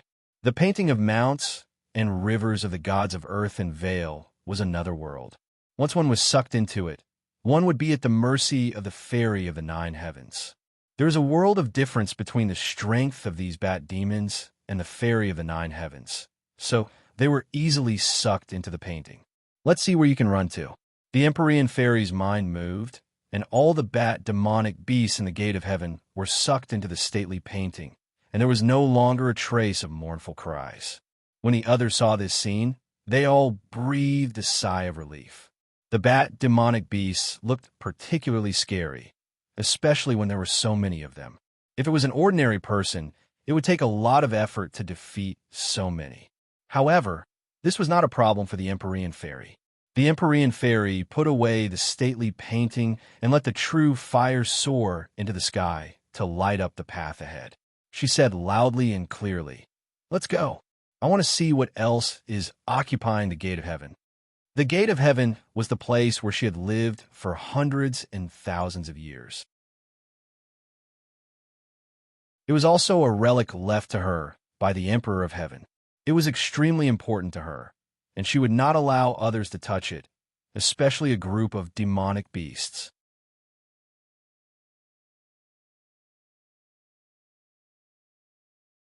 Chapter 12:20. The sudden burst of light attracted everyone's attention. Under everyone's watchful eyes, they discovered that the light came from the pearls embedded in the dome. The soft light completely cooled this part of the world, leaving nothing to hide. Ah! Feng Shishir's pupils shrank as she instinctively cried out in alarm. The others also involuntarily sucked in a breath of cold air, because as far as their eyes could see, an extremely frightening thing was entrenched not far away. It raised its head high and looked down at them condescendingly. Those 2 huge eyeballs were like 2 flickering lights, causing people to shudder. Snake! This was a huge snake. Its huge body was entrenched in front of them, and there was actually a horn on its forehead. Tang Zheng had seen a similar monster in the 100,000 Mountains. It was a snake that evolved into a flood dragon. It was the easiest place to breed these things. Previously, there was a bat monster, so it wasn't too strange to see a flood dragon. The Empyrean fairy strolled towards the flood dragon with an unfriendly expression. She scolded, "Get down here." Hiss! The flood dragon spat out its red tongue, its eyes revealing an ominous glint. It sized up the Empyrean fairy from head to toe, as if it was evaluating her battle strength. "Get down from the heavenly bed. How dare a beast like you occupy the heavenly bed?" Heavenly bed? Everyone's pupils shrank as they looked down at the flood dragon's huge body. There was indeed the shape of a bed, faintly discernible. Could that be the heavenly bed? The flood dragon was entrenched on the heavenly bed, absorbing the pure energy on the heavenly bed. No wonder it transformed into a flood dragon. Inner demons, didn't you say that humans can't directly absorb pure energy? It can only be done by using the power of yin and yang. Why can this thing? Tang Zheng asked suspiciously. The inner demons clicked his tongue and said, "Humans are the spirit of all things, but they also have their limits. All things in the world have their own characteristics and advantages. Other creatures naturally have advantages that humans don't have. Do you understand? Tang Zheng seemed to understand but didn't. This is what it means for all living things to be equal. No one species can have all the advantages. That would be a great injustice, something that is impossible to happen, the inner demons patiently added. Tang Zheng finally understood. No wonder there was an ancient saying that all living things were equal. This sentence contained the truth of the great Tao, but ordinary people would not be able to discover the mystery behind it. This flood dragon stayed in Heaven's Gate for a long time. Over time, it absorbed the pure energy and gained sentience. Then it cultivated bit by bit until it finally reached its current level. Unfortunately, its good days have come to an end. The inner demons said. Looking at the Empyrean fairy's angry look, Tang Zheng also understood that the flood dragon's good days were over. The Empyrean fairy rarely showed such anger. This bed must be very important to her, otherwise she would not have such a big reaction. The Empyrean fairy tapped the ground with the tip of her foot and gracefully flew to the top of the flood dragon's head, aiming for the protruding horn. Whoosh! A puff of green smoke came out of the flood dragon's mouth and flew directly towards the Empyrean fairy. It obviously realized the danger and fought back with all its might. Insignificant skill. The fairy of the 9 heavens didn't care. A gust of wind flew out from the painting of mountains and rivers and immediately wrapped around the green smoke. There was no doubt that the green smoke was highly toxic and couldn't come into contact with it. The green smoke was blown away and the Empyrean fairy's kick landed on the flood dragon's head. Bang! The horn on the flood dragon's head flashed with a faint light and collided with the kick. The huge force sent the flood dragon flying off the bed and landing heavily on the ground far away before it stopped. Roar! The flood dragon roared angrily and swept its huge tail towards the Empyrean fairy's head. The Empyrean fairy landed on the bed and looked down at the sweeping tail. She frowned and growled, "Go away." Of course, the flood dragon would not go away by itself. Its huge tail continued to sweep down like rolling thunder with terrifying power. The fairy of the 9 heavens stood firmly on the celestial bed. With a thought, a rock as big as a mountain fell from the painting of mountains and rivers. Bang! The rock hit the flood dragon's huge tail and crushed it under the huge rock. The flood dragon kept struggling, trying to get out from under the huge rock. The fairy of the 9 heavens lightly tapped the ground and flew to the boulder. Immediately, blood flowed out from the cracks of the boulder as if she was struck by a tremendous force. The flood dragon had no way to get out. It kept shaking its body, but to no avail. How dare you occupy the gate of heaven with such little ability? You don't know what's good for you. I'll kill you first. The Empyrean fairy's words made the flood dragon feel real fear. It had gained intelligence and knew who was stronger and who was weaker. Through this fight, it knew that it was far from being a match for this person. It would be better to beg for mercy. The Empyrean fairy looked indifferent and did not care at all. A cold light appeared in her hand, and she aimed at the flood dragon's vital point. Suddenly, a golden light rose from Tang Zheng's arm and flew directly above the flood dragon. The Empyrean fairy stopped attacking subconsciously and looked at the golden light in surprise. She asked, "What are you doing?" "You're going to kill it anyway. It's a pity. Why don't you give it to me?" The 5-clawed golden dragon's voice flew out from the golden light. In the golden light, the 5-clawed golden dragon's eyes were shining. He stared at the flood dragon and thought to himself, "God is really helping me. I've been imprisoned under the imperial city for hundreds of years, and my cultivation has deteriorated too much. Now that I have this flood dragon, it can help me improve my cultivation and skills." The flood dragon and the dragon could not be compared. The dragon was a higher existence and was the direction that the flood dragon strived for.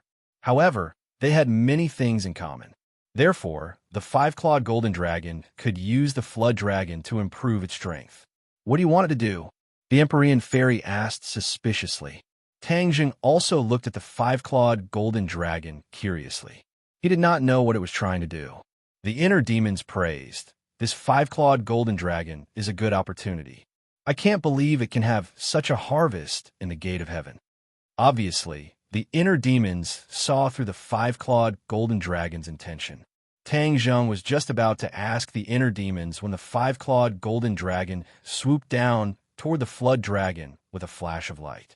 The five-clawed golden dragon's voice sounded, "Let's wait and see." The golden light wrapped around the flood dragon and made it tremble violently. Compared to the Empyrean fairy, the five-clawed golden dragon's draconic aura made the flood dragon tremble and fear from its soul. This was an instinctive fear. It had a deeper understanding of the draconic aura. This was something it had always been pursuing, and it knew how powerful it was. Ow, ow! A series of mournful screams did not change anything. The golden light turned into a huge dragon's head. The dragon opened its mouth and bit down on the flood dragon's head. The others could clearly see that the dragon's mouth was gradually swallowing the flood dragon. The flood dragon struggled even more violently. It was making its final struggle, but it still could not change anything. The outcome was already decided. The flood dragon disappeared into the dragon's mouth. Roar! The dragon's mouth let out a deafening dragon's roar that resounded through the gate of heaven. It made people's eardrums buzz and made many people feel frightened. Yin Luyun and Yin Qingyi opened their eyes wide at the same time and stared at this scene. This was completely beyond their understanding.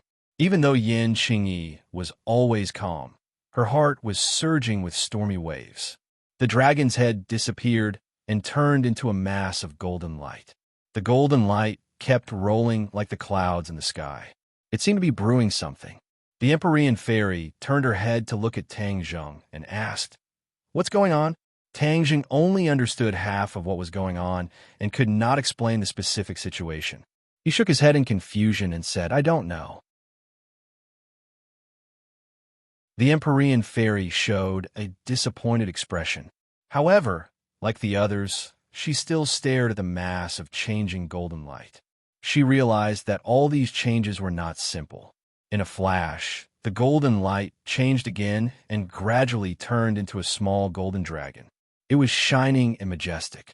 Its dragon's eyes emitted a golden light, and it emitted a daunting draconic aura. Tang Zheng's pupils shrank as he stared at the dragon's claw. The Empyrean fairy looked at him and also stared at the dragon's claw. "Huh, why is there an extra dragon claw?"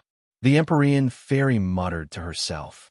Tang Zheng cultivated the dragon god technique, so he knew what this meant. The five-clawed golden dragon's strength and cultivation had increased. It had even grown a sixth dragon claw. From now on, it was no longer a five-clawed golden dragon, but a six-clawed golden dragon. This flood dragon was actually so useful. No wonder it could not help but rush out. This was indeed a rare opportunity, like the inner demons had said. The six-clawed golden dragon's eyes were full of smiles. This was something it had dreamed of, and now it had become a reality. It shook its head and wagged its tail, flying in a circle in the air. It was overjoyed and flew in front of Tang Zheng. Its dragon eyes stared straight at Tang Zheng. Tang Zheng reached out and touched the dragon's head. The others saw this scene and sucked in a breath of cold air. This was more shocking than pulling a tooth out of a tiger's mouth.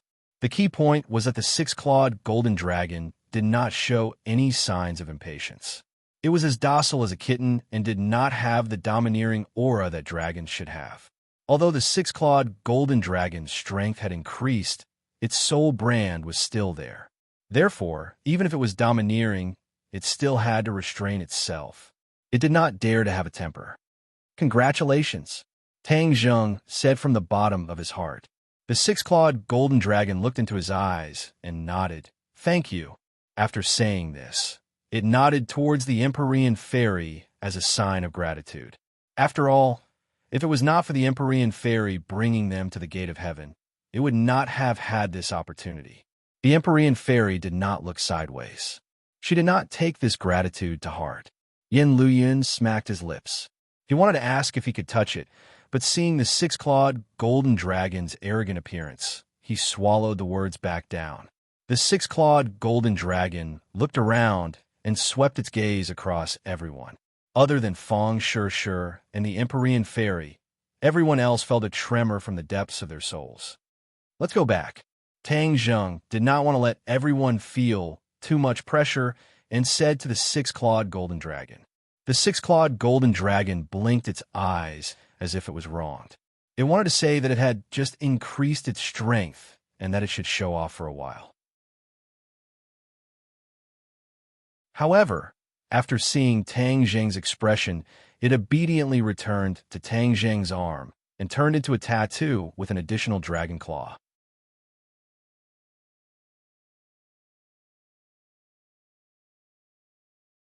Chapter 1221. The pure Yin energy caused Tang Zheng's emotions to surge as he stared at the sky bed with shining eyes. The Empyrean Fairy noticed Tang Zheng's strange behavior and said, "The sky bed is where the pure Yin energy gathers in Heaven's Gate of Extreme Yin. It contains an extremely strong amount of pure Yin energy. If you want to save her, you can only do it here." She sighed as she spoke. Back then, she had relied on the sky bed to escape disaster. It was precisely because she had absorbed too much pure Yin energy that a lot of it was used up. However, it was still a lot, and normal people would not be able to handle it. "What method do you have?" The Empyrean Fairy did not know how Tang Zheng was going to inject pure Yin energy into Yi Dingdong's body. There were two indispensable conditions for her to be able to absorb the pure Yin energy in the sky bed. First, she had the 9 Yin saint body and was very sensitive to pure Yin energy. Her body also contained an extremely strong amount of pure Yin energy, so she could resonate with the pure Yin energy in the sky bed. Second, the Emperor of Heaven used a great technique to activate the pure Yin energy in the sky bed. Only then could she successfully absorb it. Neither of these conditions could be missing. Yi Dingdong did not have the same unique conditions and advantages as her. Therefore, the Empyrean Fairy was very curious as to how Tang Zheng was going to do it. Tang Zheng did not know and could only ask the inner demons for a plan. The inner demons laughed. Before he could speak, Tang Zheng felt a wretched aura rush towards him. "Are you planning something bad?" Tang Zheng frowned and asked. The inner demons was indignant. "Am I that kind of person? I'm teaching you how to save someone. If you have such a dirty idea, then I won't say it." Tang Zheng rolled his eyes and was too lazy to argue with him. He said crisply, "Hurry up and tell me. Don't keep me in suspense." The inner demons naturally did not dare to change their mind at the last minute. They said resentfully, by connecting the power of Yin and Yang, and thus allowing the power of pure Yin to circulate between heaven and earth and the human body, it will naturally be easy to inject it into Yi Dingdong's body. The key is, how do you activate the power of Yin and Yang? Tang Zheng asked. "You've already figured out a way, so why don't you know it?" The inner demons asked. Tang Zheng was confused. When did he figure out a way? Why do you say that? To connect Yin and Yang, you naturally need pure Yin energy and pure Yang energy to circulate and communicate. Only then can you succeed. Do you still not understand?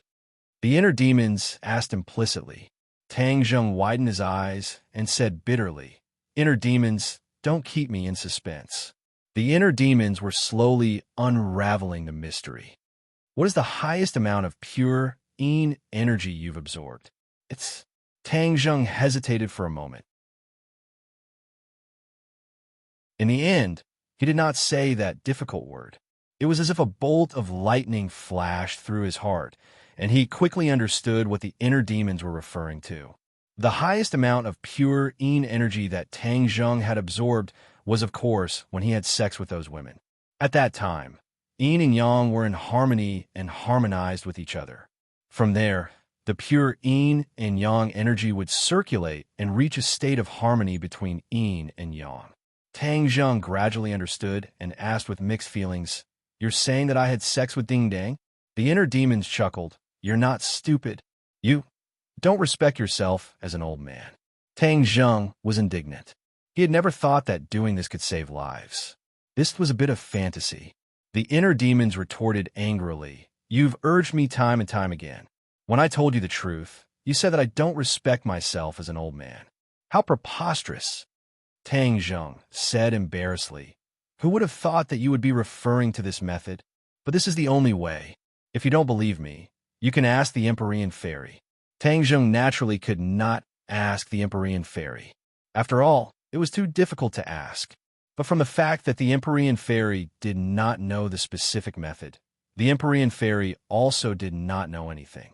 Only the inner demons could have the final say. Seeing that Tang Zheng was silent, the inner demons said helplessly, "Believe it or not, it's up to you." Tang Zheng's mind was full of thoughts. Everyone looked at him with burning eyes. He was like a puppet, thinking without moving. At this time, he was especially charming and refreshing. "Well, I'll believe you for now. If I find out that you're lying and can't save Ding Dang at all, I'll definitely not let you go." Tang Zheng threatened without holding back. The inner demons was speechless. After a moment of silence, he indignantly retorted, "You're biting Lu Dongbin like a dog biting Lu Dongbin. You don't know how to appreciate good intentions." Just as his voice fell, he realized that his words seemed to be pointing at the mulberry tree and cursing the locust tree. It could be seen that Tang Zheng was completely focused on Yi Ding Dang and did not bicker with him. He inwardly rejoiced and felt a lingering fear. Seeing that everyone was looking at him expectantly, Tang Zheng coughed and said in a deep voice, "As far as I know, there's indeed a way to connect the yin and yang forces and inject the pure yin energy from the gate of heaven into Ding Dong's body. However, this method is not suitable for outsiders to know. So, everyone does not need to know the specific details. You just need to know that I can save Ding Dang." Seeing that Tang Zheng was making a solemn vow and stuttering, it was obvious that there was a secret. Everyone's hearts were ignited with the flames of gossip. They stared at Tang Zheng intently, hoping that he would reveal the secret. Tang Zheng found it difficult to open his mouth. He did not know how to tell the truth. Moreover, the other party was Yi Ding Dang. If he said it openly, how could she face other people in the future? He took a deep breath and ignored everyone's eager eyes. He said calmly, "Everyone, please leave.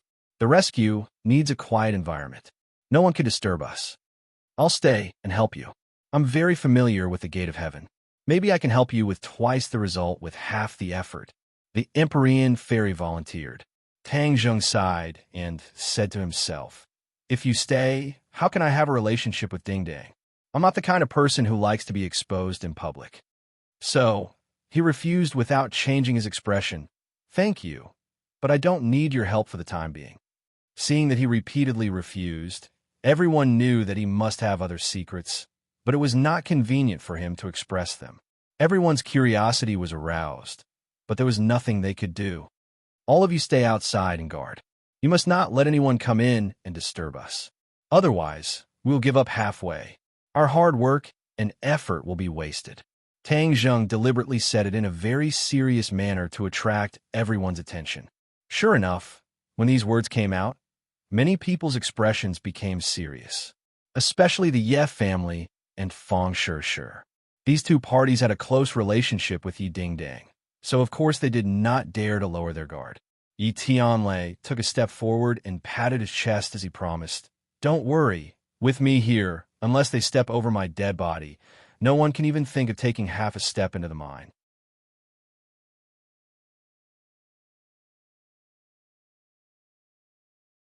Chapter 1222. The Empyrean Fairy stared deeply at Tang Zheng. In the end, she did not ask any questions and left with the others. Tang Zheng casually waved his hand, causing the sacred armor shield to fly out. It rapidly enlarged and became like a door, blocking the entrance. Tang Zheng gently placed Yi Ding Dang on the heavenly bed, and a wave of pure yin energy emanated from the heavenly bed, revolving around her endlessly. It was just that the pure yin energy could only linger around her body and was unable to enter her body. All of this was invisible to the naked eye, but could be clearly felt. Tang Zheng's pupils shrank as he stared at the bed and Yi Ding Dang. He asked, "Inner demons, it can't be that simple to activate the yin and yang energy, right? Just sex?" "You're getting smarter and smarter. You even guessed it. Of course, it can't be that simple. It must be accompanied by a corresponding mental cultivation method to succeed. The inner demons were slightly surprised. They could not help but think highly of Tang Zheng. Then quickly tell me the mental cultivation method, Tang Zheng urged. As soon as he finished speaking, a ray of light flashed in Tang Zheng's mind, and a shining mental cultivation method appeared. This mental cultivation method was like a stream of water that quickly merged into Tang Zheng's mind and could not be removed. You should leave for now. Tang Zheng sealed the inner demons. Before the inner demons could say a word, they lost consciousness and could not see the outside world. Tang Zheng also lay down on the sky bed. The sky bed was ice-cold and refreshing. Pure yin energy immediately lingered around his body, but it was still unable to merge into his body. Yi Dingdang lay on the bed with her eyes wide open. She looked at Yi Dingdang suspiciously. She did not know how he was going to save her by sending the others away. Dingdang, to save someone, you must activate the yin and yang energy. The only way to activate the yin and yang energy is... Tang Zheng hesitated, not knowing how to start. Yi Dingdang blinked her eyes, clearly using her eyes to encourage him. Tang Zheng took a deep breath, deeply encouraged, and said truthfully, I have to have a relationship with you in order to be able to trigger the yin and yang energy, and then help you absorb the pure yin energy. In addition, I can also absorb the pure yin energy during this process, and thus help me to balance the pure yang energy in my body. Yi Dingdang's eyes were filled with joy. It was said that not only could she save herself, but she could also save Tang Zheng. It was the best of both worlds. Although she didn't say a word, Tang Zheng understood what she meant and let out a long sigh of relief. Dingdang, relax completely. The others can't see. It'll be fine in a while. After that, you'll be back to normal. Tang Zheng comforted her. Yi Dingdang mustered all her strength and answered softly. As if he was greatly encouraged, Tang Zheng's fingers fell on her chest and gently undid the buttons. After a while, Yi Dingdang was completely naked in front of him. It was as if a stone had been thrown into a lake, causing ripples to appear on the surface of the lake. Tang Zheng's breathing couldn't help but quicken. He pressed down on her, his broad chest pressing down on her body. They could clearly feel each other's heartbeat quicken, especially Yi Dingdang. Her heartbeat was originally very weak, but at this moment, it was like she had been injected with a cardiac stimulant. The two of them looked at each other, and a deep love was communicated through their eyes. The heart sutras were silently activated in their hearts. When the two of them became one, the pure yin energy circling around their bodies began to ripple. Like a whale sucking in water, the pure yin energy entered Tang Zheng's body from the point of connection. Tang Zheng's eyes lit up. As he moved, he silently felt the pure yin energy. This pure yin energy was much more powerful and pure than the pure yin energy he had absorbed before. It was naturally very beneficial to him. The pure yang energy that had been restless in his body seemed to have smelled something, and all of them moved out, entangling with the pure yin energy. The two energies harmonized with each other, and the restless pure yang energy was immediately appeased.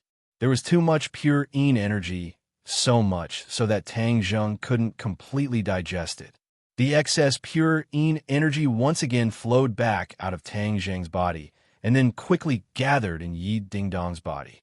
Her body was originally like a dry field. The pure yin energy was like rain. With the pure yin energy's nourishment, it was like a field that had been nourished by rain. It immediately burst forth with life. Tang Zheng could clearly feel that her life force was slowly recovering. He was delighted and hurriedly activated his heart sutras.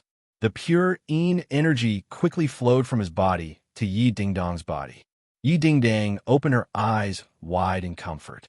Her eyes regained their vitality as she looked at Tang Zheng with mixed feelings. As Tang Zheng's movements increased, she couldn't help but let out a soul-stirring sound. This space was immediately filled with an ambiguous atmosphere, causing people to be extremely shy. Yi Dingdang was immersed in it. She didn't care about being shy and completely enjoyed this wonderful process. There was no need to mention how delightful it was. The pure Yin energy in the sky bed endlessly flowed into the two's bodies. Their erect bodies revealed the beauty of Yang, while their slightly arched waists revealed the beauty of Yin. The combination of hardness and softness indicated the harmony of Yin and Yang. This was the power of Yin and Yang, the great Tao of relations between heaven and earth. Outside the sacred armor shield, a group of people anxiously looked around but couldn't see anything. They anxiously paced back and forth. Feng Xinyang looked at Yi Tianlei, who was pacing back and forth. She impatiently waved her hand and scolded, "Tianlei, don't randomly walk around. You're making me dizzy." Yi Tianlei subconsciously stopped his footsteps. He sighed and said, "Aren't I anxious? Aren't I anxious?" Yi Tianlei was speechless. Feng Shishir advised, "Tang Zheng is very confident. Ding Dang is blessed by the heavens and will definitely get better." The two of them looked at her deeply and said, "Definitely." Empyrean Fairy wished that she could see through the sacred armor shield and see how Tang Zheng was able to use the power of Yin and Yang to allow Yi Ding Dang to freely absorb the pure Yin energy. Even she couldn't think of a way. It was hard for her to imagine that such a method really existed in this world. However, she knew her priorities, so she wouldn't rashly rush in and ruin Tang Zheng's plan. Yin Luyun and Yin Qingyi also stared at the sacred armor shield. Yin Luyun couldn't suppress his curiosity and whispered, "Aunt, do you know how young Master Tang did it?" Yin Qingyi regretfully shook her head. "How could I know? Didn't you predict this?" Yin Luyun asked. Yin Qingyi rolled her eyes at him and didn't answer this question. Prophecy wasn't omnipotent. How could she know everything? Moreover, she wasn't worried about this problem. She was worried about something else. Before she came here, she vaguely felt a mysterious calling. However, ever since she stepped into the gate of heaven, this feeling disappeared without a trace. No matter how she tried to sense it, she couldn't find any clues. This was undoubtedly a huge setback. She had come all the way here to unravel the mystery. Why was it that when she arrived at her destination, there was nothing?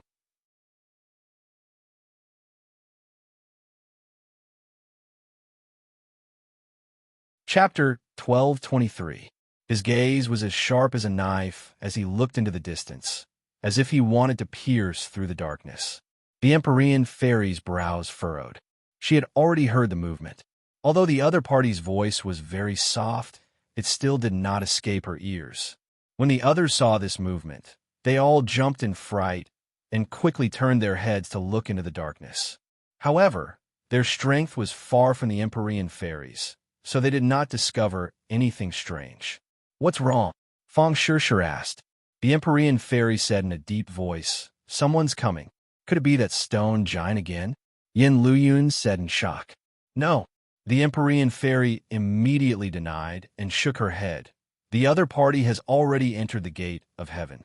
The stone giant is too big, so there's no way for it to enter the gate of heaven." Yin Luyun nodded resentfully and asked suspiciously, "Then who could it be? Could it be those people who died in the Sea of Death?" No one answered because they were also not sure.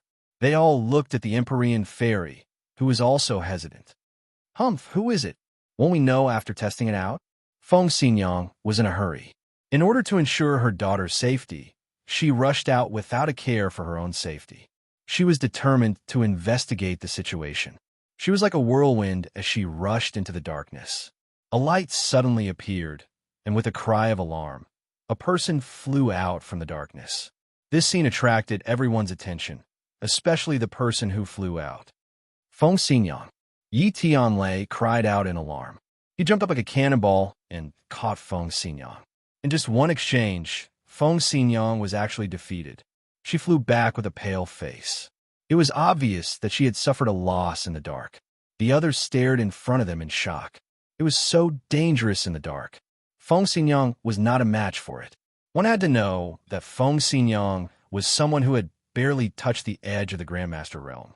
Ever since their fates had been tied together with Tang Zheng's, Tang Zheng, had spared no effort in helping them on their path of cultivation, causing their cultivation to soar, far surpassing their normal cultivation speed.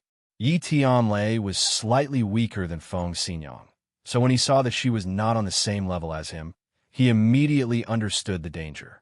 But when he saw his wife's pale face, he felt like he was about to spit out a mouthful of anger.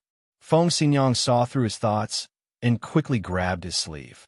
She advised, "Don't. We have to protect this door and not let the bad guys take half a step into the minefield. This is the most important thing." Yi Tianlei felt as if a bucket of cold water had been poured over his head. He immediately calmed down. Unwilling to accept this, he glared fiercely at the darkness. "You're saying that there really are people in the dark?" Empyrean Fairy did not act blindly without thinking. The enemy situation was unclear. For the sake of the big picture, it was better to clarify things first. Feng Xinyang said weakly, "Yes, and it's a martial artist." No one doubted her judgment. This was information that she had almost exchanged with her life, so it could not be false. Martial artist? Empyrean Fairy raised her eyebrows. How could there be a martial artist in this place? The gate of heaven was so mysterious that it was impossible for outsiders to find it. How could it be like a tail following them here? The others' expressions also became serious. Good people did not come, and those who came had ill intentions. The other party deliberately hid in the dark, so there must be a conspiracy. "Did you predict this?" Empyrean Fairy asked Yan Qingyi curiously. Yan Qingyi shook her head blankly. "No, I only predicted the scene in the painting. I'll go check it out." Feng Shishir volunteered. "Don't." Yi Tianlei and his wife stopped her at the same time. Everyone knew how important Feng Shishir was to Tang Zheng. Naturally, they would not let her take the risk. If something happened to her, then Tang Zheng would go crazy. Empyrean Fairy stepped forward and said, "I'll meet them and see who they are." She could already confirm that the people who came were not from this island, but guests from the outside world who had just arrived. She knew a thing or two about the various powers in this world. Maybe the people in front of her were old acquaintances. "Go." The Empyrean Fairy pointed her finger, and a beam of light shot out from her hand. The painting of mountains and rivers of the gods of earth and Vale was suspended in midair. It shone brightly like a ball of light, dispelling the darkness and gradually revealing everything. Empyrean Fairy followed like a shadow and flew into the darkness with a mountain river map. The darkness could not cover her eyes. On the contrary, it made her eyes sharper and her mind more focused, not letting go of any clues. Suddenly, a scene appeared in her mind. There was a person in the darkness not far from her. She did not need to look at him at all, as this person appeared clearly in her mind. Without any explanation, she moved her mind, and a tornado flew out from the mountain river map and enveloped this person. Before the other party could make a sound, he was sent flying into the sky and hit the dome hard. With a thud, his head drooped, and he fell limply to the ground, no longer breathing. In a few moves, she had eliminated an enemy. She did not let her guard down because she knew that the danger was not over yet. Instead, there was an even greater danger lurking in the darkness. The person who came was indeed a martial artist. At least, the person she eliminated was a martial artist. Moreover, his cultivation was not low at all. He was in the Grandmaster realm. In the past, the Grandmaster realm was the peak of cultivation in this world. But now everything had changed. Grandmasters were gradually becoming more common. This was the change brought about by the advancement to a great world. Not only did it benefit cultivators, but even martial artists also benefited. Of course, it was a fool's dream for ordinary martial artists to advance to the Grandmaster realm. From this point of view, the enemy's vanguard was a Grandmaster martial artist, so the enemy hiding behind was more powerful. However, Empyrean Fairy was not afraid. Instead, she was somewhat angry. The Divine Gate was a gift left for her by the Emperor of Heaven, but it was trampled by these ungrateful people with evil intentions. This was a great disrespect. How could she just let it be? She walked step by step into the darkness with a frosty expression. Suddenly, two attacks came silently from the darkness. She did not blink or even turn her head. She pointed her finger lightly, and two forces passed through the darkness. Puff, puff. Two flowers of blood bloomed in the darkness. Two people fell to the ground. Empyrean Fairy did not show mercy. These people were sneaking around. They were enemies and not friends. She had never shown mercy to her enemies. One person in the darkness did not react. No one even whispered to each other. This was a team with strict organization and discipline. It made people shudder. If you don't show yourself, I'll kill all of you. Let's see how long you can hide. Empyrean Fairy snorted angrily. Suddenly, another person appeared in the darkness. He clearly appeared in her mind. She was about to do the same thing, but when she was about to get close to him, he disappeared. How could a person disappear? Moreover, he was within the range of her perception. This was too abnormal. She immediately realized that something was wrong. She was on full alert. The mountain river map flew down and tried to strengthen her defense. However, all of this had already happened. A hand silently appeared behind her and slapped towards her back. The fingers of the hand were slender and well-trimmed, like a woman's hand. They were sparkling and shiny. The Empyrean Fairy's hair stood on end. Even her hair was about to stand up. She didn't even turn around. Instead, she slapped her palms back from below her ribs at a very strange angle. Bang, bang. There were two muffled sounds. Both of them stepped back at the same time. A strong force came from her palms and passed to every cell and every meridian. She clearly felt the shock of the power. Her pupils shrank slightly. She twisted her neck, trying to find the enemy in the darkness. However, the enemy seemed to be one with the darkness. Even her perception was ineffective. She frowned in dissatisfaction and muttered to herself, "Are you playing hide-and-seek with me? This is the heavenly gate, my territory. You've chosen the wrong place." She could no longer hide the anger in her words. Her long hair and clothes fluttered in the absence of wind.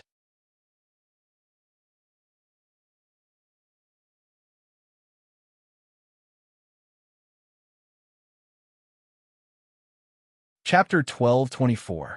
This group of people were all wearing masks, giving off a cold vibe. It was hard to see through them. "Who are you?" the Empyrean Fairy scolded. No one answered her. Pairs of eyes stared at her coldly through the masks.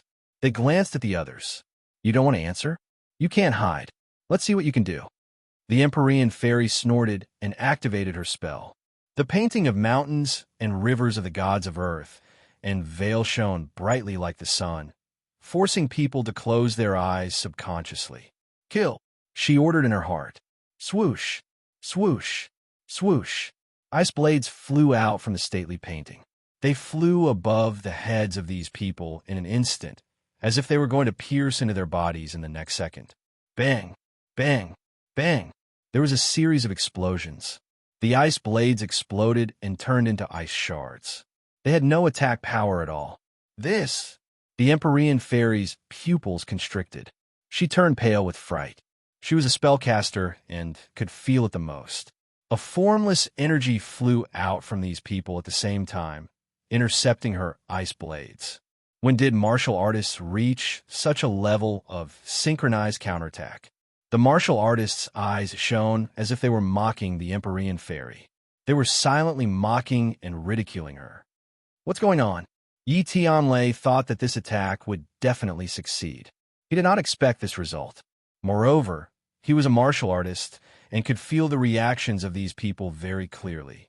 These people did not seem like martial artists anymore. Or rather, they were worlds apart from ordinary martial artists. "Kill!" The opponents shouted in unison. Their voices shook the surroundings. The sound waves converged into a long spear, which was thrown at the Empyrean Fairy. It was visible to the naked eye. "This is a spell?" Yi Tianlei was the first to exclaim. "Impossible. These people are martial artists. How can they use spells?" This completely overturned his understanding. The others were also dumbfounded by this scene. Although the Empyrean Fairy was shocked, she knew that she had encountered a powerful enemy. Moreover, it was very strange and bizarre. She could not afford to be distracted. She crossed her hands and spread out her 10 fingers, triggering the pure energy in the divine gate.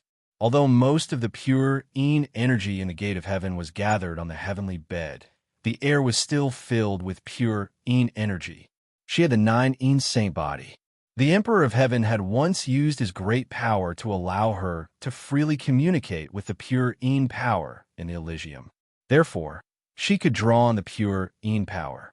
Pure Een energy converged like turbulent clouds, surging towards the mysterious spear from all directions. Boom! The walls of the cave trembled violently for a moment, and a lot of dust fell from the cave before the trembling stopped. Everyone took a closer look and was shocked to find that the spear had disappeared. Instead, pure Een energy gathered and surged towards the enemy like a black cloud. Feng Shi and the others were excited and secretly cheered. The Empyrean fairy was extraordinary. Although these enemies were mysterious and powerful, they might not be her match. However, they did not have time to be happy for long. These people were chanting something, and a shocking syllable rang out. Ma! As soon as the syllable rang out, the momentum between heaven and earth seemed to solidify. The rolling pure Een energy also paused, like frozen water, maintaining the rolling posture. It was very strange. The Empyrean fairy was shocked. This syllable was very familiar. She stared at the enemy with shining eyes, as if she wanted to distinguish the person she suspected from the crowd. But these people were wearing masks and dressed the same, so there was no way to distinguish the target. She didn't just sit there and wait for her death. Instead, she shouted, "The renowned supremacy Ji Wuxiang is actually hiding in the shadows. When did you become a coward?" This syllable had exposed everything. This was the 6 words of the non-phase method. The Empyrean fairy had experienced the mystery of it and knew how powerful it was. However, as far as she knew, the non-phase method was Ji Wuxiang's special skill. It was a secret that was not passed on. How could he pass it on to so many people? Were these people his confidants? Were they the forces left behind by the flying guillotine? The flying guillotine disintegrated in the hands of Tang Zheng and disappeared.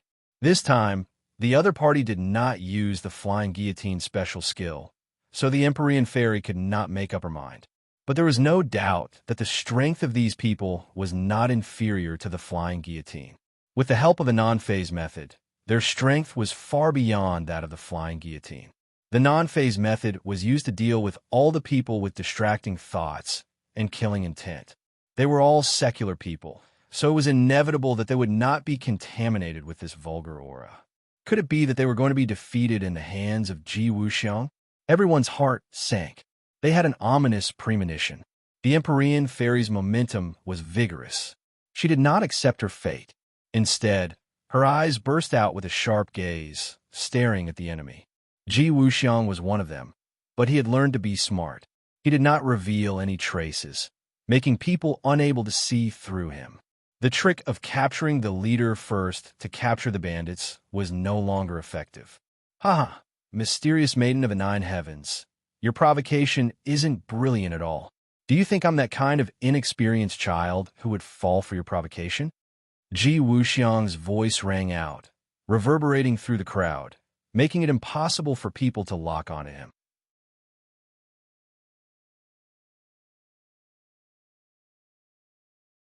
He changed his tone and asked, "Tang Zheng has been with you all this time. Where did he go? Could it be that he is inside? That has nothing to do with you. It seems like I guessed correctly. I'm really curious as to why Tang Zheng went in and blocked you all outside. What is his goal? It seems like I have to go in and take a look. I cannot let him beat me to it." Hearing this, Yi Tianlei shouted, "Ji Wuxiang, this is not the Azure Dragon Palace. How can you do whatever you want? If you want to go in, you will have to step over my dead body." Ji Wuxiang looked at Yi Tianlei with disdain and said, "An insignificant, unfilial son of the Ye family dares to be noisy in front of me. So what if I step over your dead body? It is not that difficult. Moreover, how can I be the one to clean up the family? Naturally, there will be someone to do it for me." As soon as he finished speaking, an angry roar sounded out like a thunderclap. "Unfilial son, you have sided with the enemy and betrayed the Ye family. Today, I will clean up the family." One person took off his mask and shouted. Yi Xuanji, father. One by one, their eyes widened as they looked at this person in disbelief. He was actually the head of the Ye family, Yi Xuanji. When did he join Ji Wuxiang? This discovery was explosive enough to shock everyone. After all, he was the head of the family, yet he had actually given himself to Ji Wuxiang. Suddenly, everyone remembered what Tang Zheng had said. The Ye family was no longer the same as before. They no longer had the glory of the past, and were instead controlled by Yi Meiyu. Even Yi Ku had betrayed Yi Xuanji and submitted to Yi Meiyu.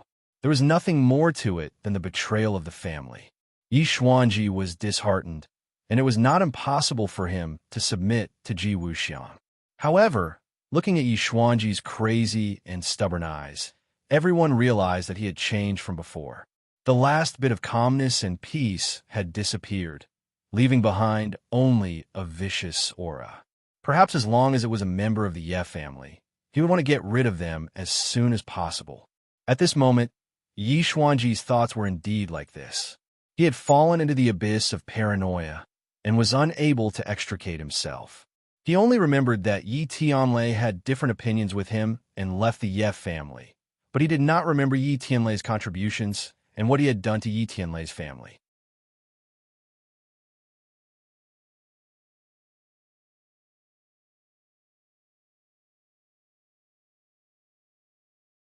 Yi Tianlei took a deep breath and said with difficulty. Yi Xuanji was dumbfounded. He did not expect his son to have such an extreme action. He was so courageous. He looked at him blankly, not knowing what to do. Tianlei, why are you so stupid? Feng Xinyang held her husband. Her tears fell as she bitterly asked. Yi Tianlei's lips curled into a relieved smile. He weakly said, "You've been with me for so many years. It's been hard on you. In order to not let you and Ding Dang be shrouded in the Ye family shadow, I can only do this. I have a clear conscience." Stupid. You're really stupid. Feng Xinyang was already unable to say more, because she understood her husband. Her heart ached for him. Tianlei, hold on. I will save you. She was very clear that the sharp blade had already pierced his chest. The situation was very critical. If she did not save him in time, she might lose her husband. But she was not good at medicine. She could only ask the Empyrean fairy for help. Please, save him. The Empyrean fairy pointed at his chest and protected his heart. She protected his last bit of life. The blood immediately stopped. She took out a pill and said, "Feed him." Feng Xinyang quickly took the pill. Ji Wuxiang's voice sounded at this time. "Yi Xuanji, do you still want to watch the show?" Yi Xuanji could not hold it in anymore and roared, "I will clean up you unfilial descendants." He charged over. Feng Xinyang's hands were not empty. She could not stop him. Moreover, her cultivation was not small compared to Yi Xuanji's. Whoosh! A graceful figure appeared and stood in front of Feng Xinyang to protect her. Feng Shishir. She finally made her move. She was not used to seeing all this. Although she did not hate evil like Yi Dingdang and had a fiery personality, she was still very righteous. She could not hold back her anger and charged towards Yi Xuanji. Yi Xuanji did not put Feng Shishir in his eyes at all. He snorted in disdain. "Little girl, you don't know what's good for you. Then I'll fulfill your wish." He already had the intention to kill. With a flash of his sword, Yi Xuanji's sword had already arrived in front of Feng Shishir. His sword technique had absorbed a lot of the wind-chasing sword technique's essence. Although he could not fully grasp its essence, it was still very powerful. Feng Shishir had just broken through to the Golden Core realm not long ago. She was equivalent to a master-level martial artist. Yi Xuanji had trained hard for his entire life and was only a master-level martial artist. However, he did not know how powerful Feng Shishir was. He thought that he would definitely win. Feng Shishir would become a ghost under his sword. Feng Shishir stared at the cold light coming toward her. She moved lightly and silently dodged the attack. Yi Xuanji was shocked. He was surprised by Feng Shishir's reaction. However, he did not pay much attention to it. Subconsciously, he thought that it was just a coincidence. Feng Shishir was just too lucky. But in the next second, He wanted to slap himself. Feng Shishir came to his back without leaving a trace. With a flash of light in her hand, she had already reached Yi Xuanji's back. Yi Xuanji's hair stood on end. He was shocked. Relying on his many years of battle experience, he quickly turned sideways and stabbed Feng Shishir with his sword. Feng Shishir did not have enough battle experience. She greatly underestimated Yi Xuanji's reaction. When she saw the sharp sword coming straight for her, she was already too late to react. The sharp sword pierced her body ruthlessly, but it only made a small cut on her clothes before it stopped. Yi Xuanji looked at this scene as if he had seen a ghost. No matter how much strength he used, the sword was unable to move forward. Could it be that her body is so strong that even my sword can't break through her defense? A huge question mark appeared in Yi Xuanji's mind. His brows instantly furrowed, and his expression became extremely complicated. Lowering her head to look at the sword in her chest, the corner of Feng Shishir's mouth curled up into a bitter smile. Luckily, she had the golden jade purple robe that Tang Zheng gave her. Otherwise, her body would have definitely been pierced by this sword. She was so scared that she broke out in cold sweat. She had underestimated Yi Xuanji after all. The other party was the head of the family. After all, he was extraordinary and could not be underestimated.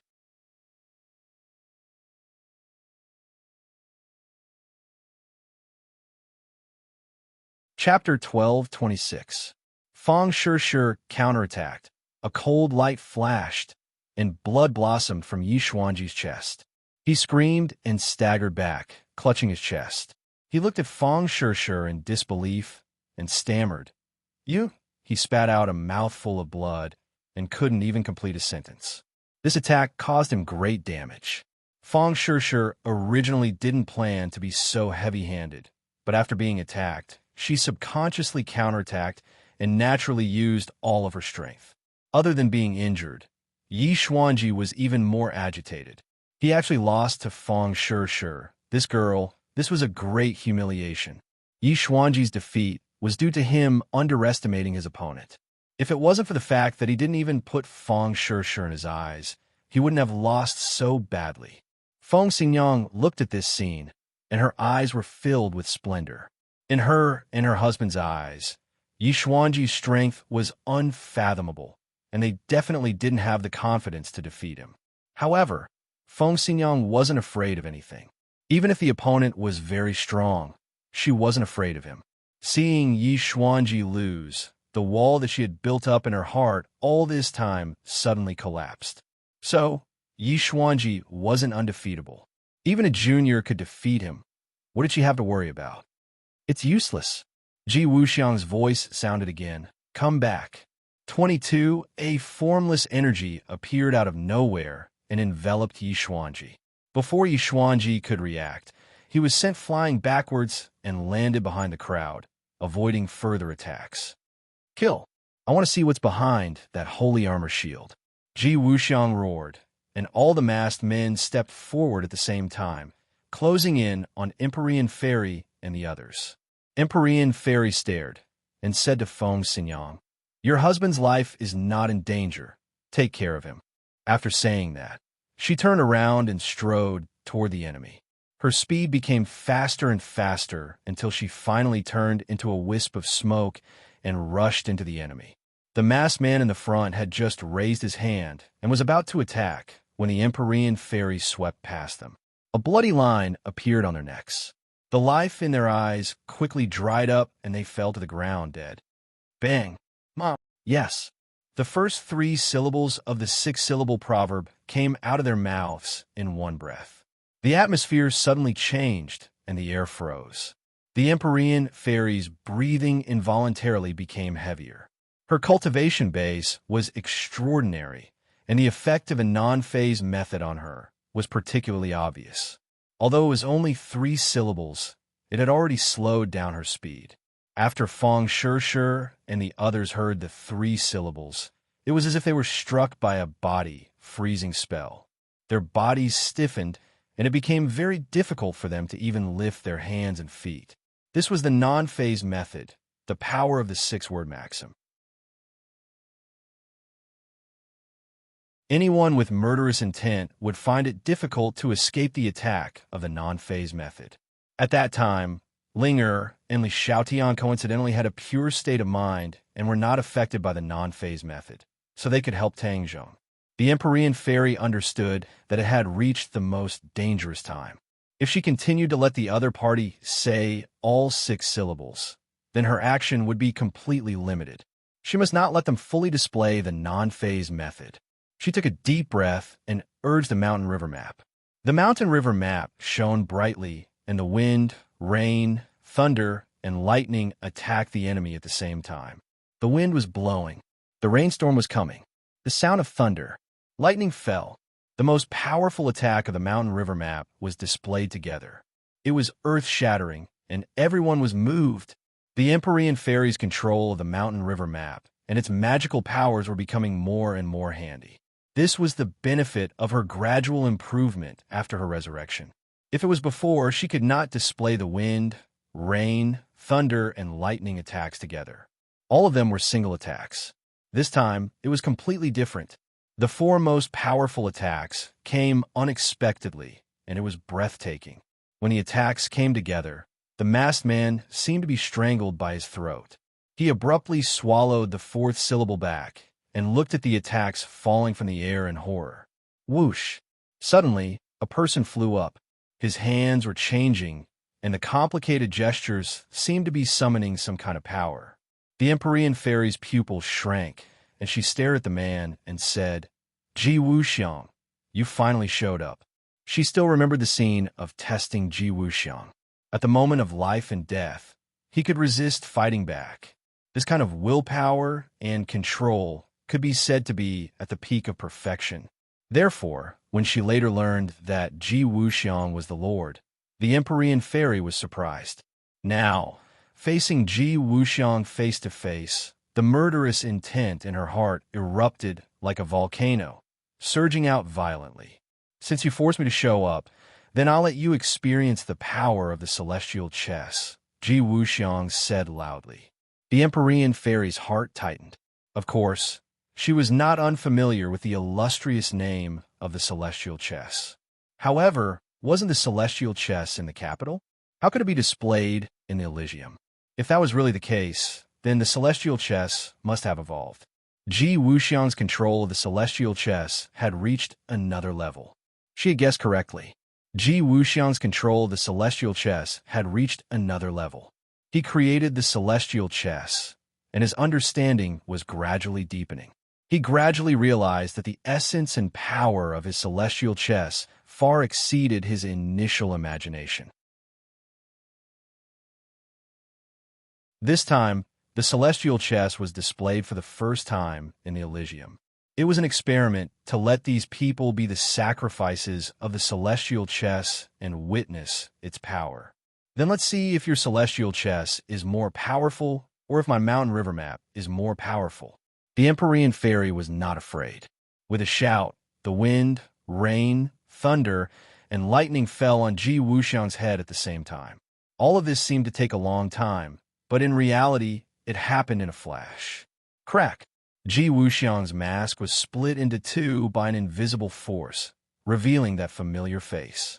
His cold and hard face was like a block of ice, and his eyes were even more like 10,000 years old ice that emitted a chilly aura, revealing a breathtaking aura. He slowly clenched his fist and roared with an imposing aura. World returned to origin. Whoosh whoosh. The aura between heaven and earth changed rapidly and gathered in his palm, as if the world was tied to his 5 fingers. A mysterious aura burst out from his palm. The wind, rain, thunder, and lightning stopped abruptly in front of his fist, forming a strange giant ball of light. A mysterious force seemed to be imprisoning them, making them unable to break free. Ji Wuxiang's eyes lit up, and he was in high spirits. He said in a deep voice, "World returned to origin between the palm of my hand. Thousands of changes, but it does not deviate from its origin." He paused for a moment and then blurted out a word. "Break!" Boom! A deafening sound completely covered the word break.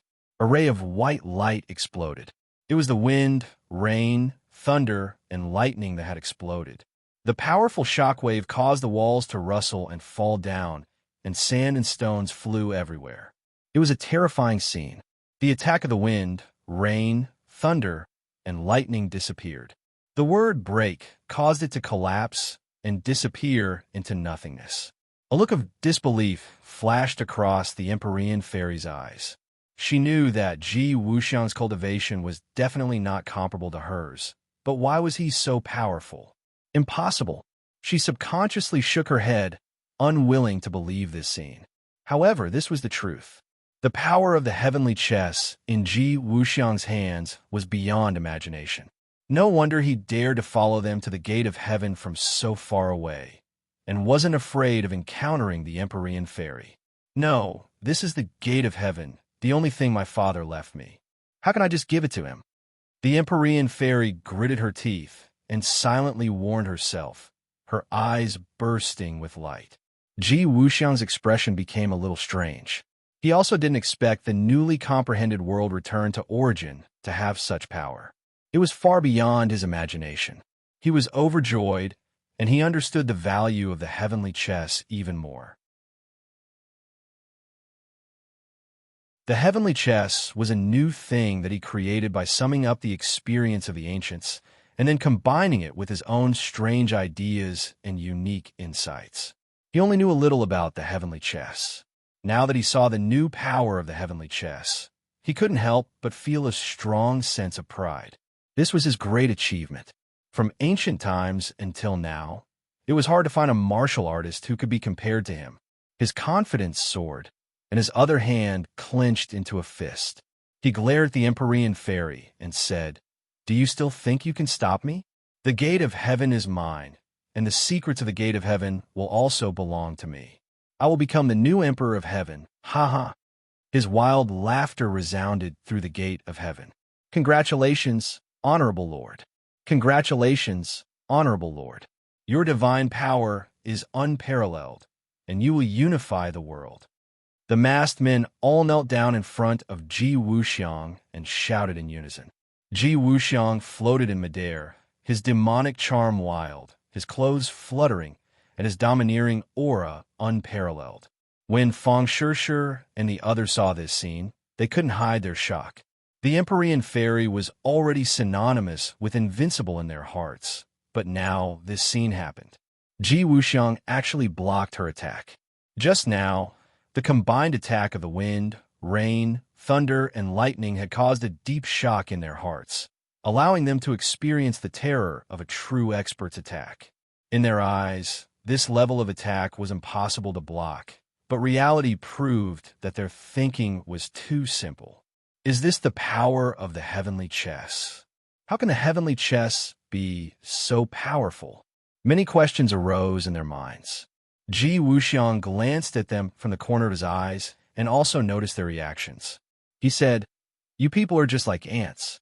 It's your honor to be able to witness the power of the heavenly chess. You can die in peace."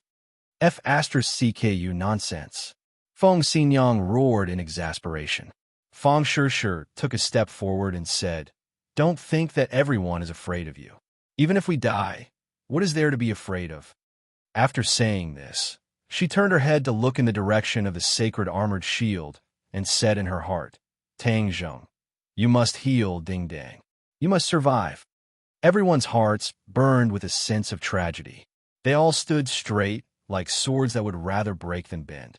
They were proud and awe-inspiring, causing others to respect them. Ji Wuxiang clearly understood their determination. He snorted and disdainfully said, "A group of reckless idiots.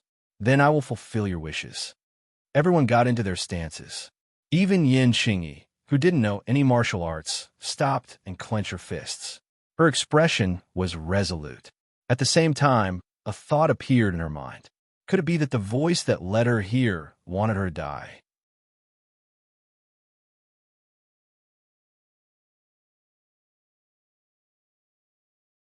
Chapter 12:27. The atmosphere was solemn and stirring, affecting everyone. Everyone walked towards Ji Wuxiang. Every step they took was very steady, as if they weighed a ton. Bang! Bang! Bang! The sound of footsteps hit the deepest part of everyone's heart. It was like a heavy blow again and again, shaking people's hearts. The Empyrean fairy took the lead and walked at the front. Her expression was firm, and there was no trace of fear. Unlike the others, she did not have the solemn and stirring feeling of generously dying. Her pair of beautiful almond-shaped eyes stared straight at Ji Wuxiang. Their eyes met. There were no sparks, but the air seemed to have frozen between them. Other than the sound of footsteps, it was so quiet that it made people's hearts stop. Ji Wuxiang looked at this group of people indifferently. He did not hide the disdain and contempt on his face. His stretched fingers once again slowly clenched into a fist and clenched it tightly. The world returns to its origin.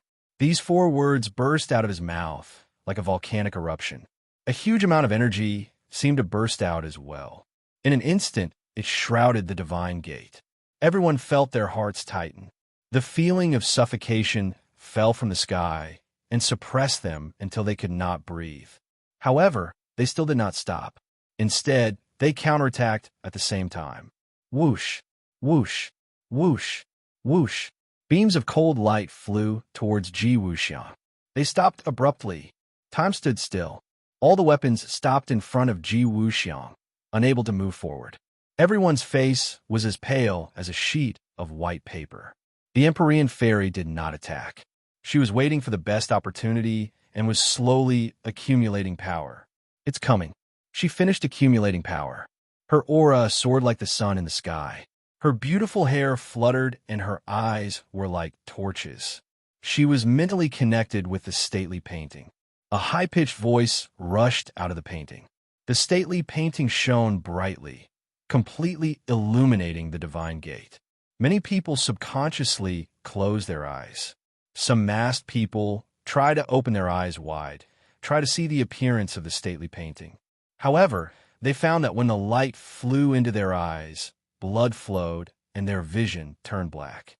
They lost their vision and became blind. Screams of agony rose and fell one after another. However, Fang Shi and the others were not affected. Clearly, this was a different type of attack, only targeting Ji Wuxiang's people. Seeing such a tragic situation, Ji Wuxiang glared angrily. The power of celestial chess burst forth, imprisoning the lights. The lights stopped abruptly, stopping above the masked man's head, unable to descend any further. The Empyrean fairy's expression turned solemn as the pressure on her increased. She summoned wind, rain, thunder, and lightning. Lightning flashed and thunder rumbled. It was as if the end of the world had arrived. Ji Wuxiang's expression did not change. His tightly clenched fist suddenly opened up.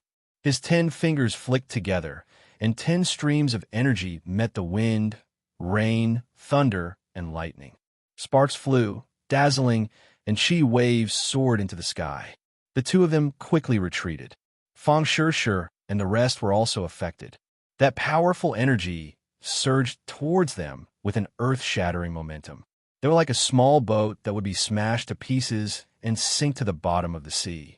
The Empyrean fairy's expression changed slightly. She divided her attention, and a part of the stately painting's power was divided to protect these people. Bang! Fang Shi and the others still flew out at the same time. They crashed into the wall and fell in a mess. The masked men did not gain any benefits. They were even more tragic. They did not receive Ji Wuxiang's protection. Many of them crashed into the wall, breaking their bones. Some even had their brains splattered. They died on the spot. Obviously, Ji Wuxiang did not care much about the life and death of these masked men. He watched as they were severely affected, indifferent. One side lost, the other side gained. The originally weak balance between celestial chess and stately painting was suddenly broken.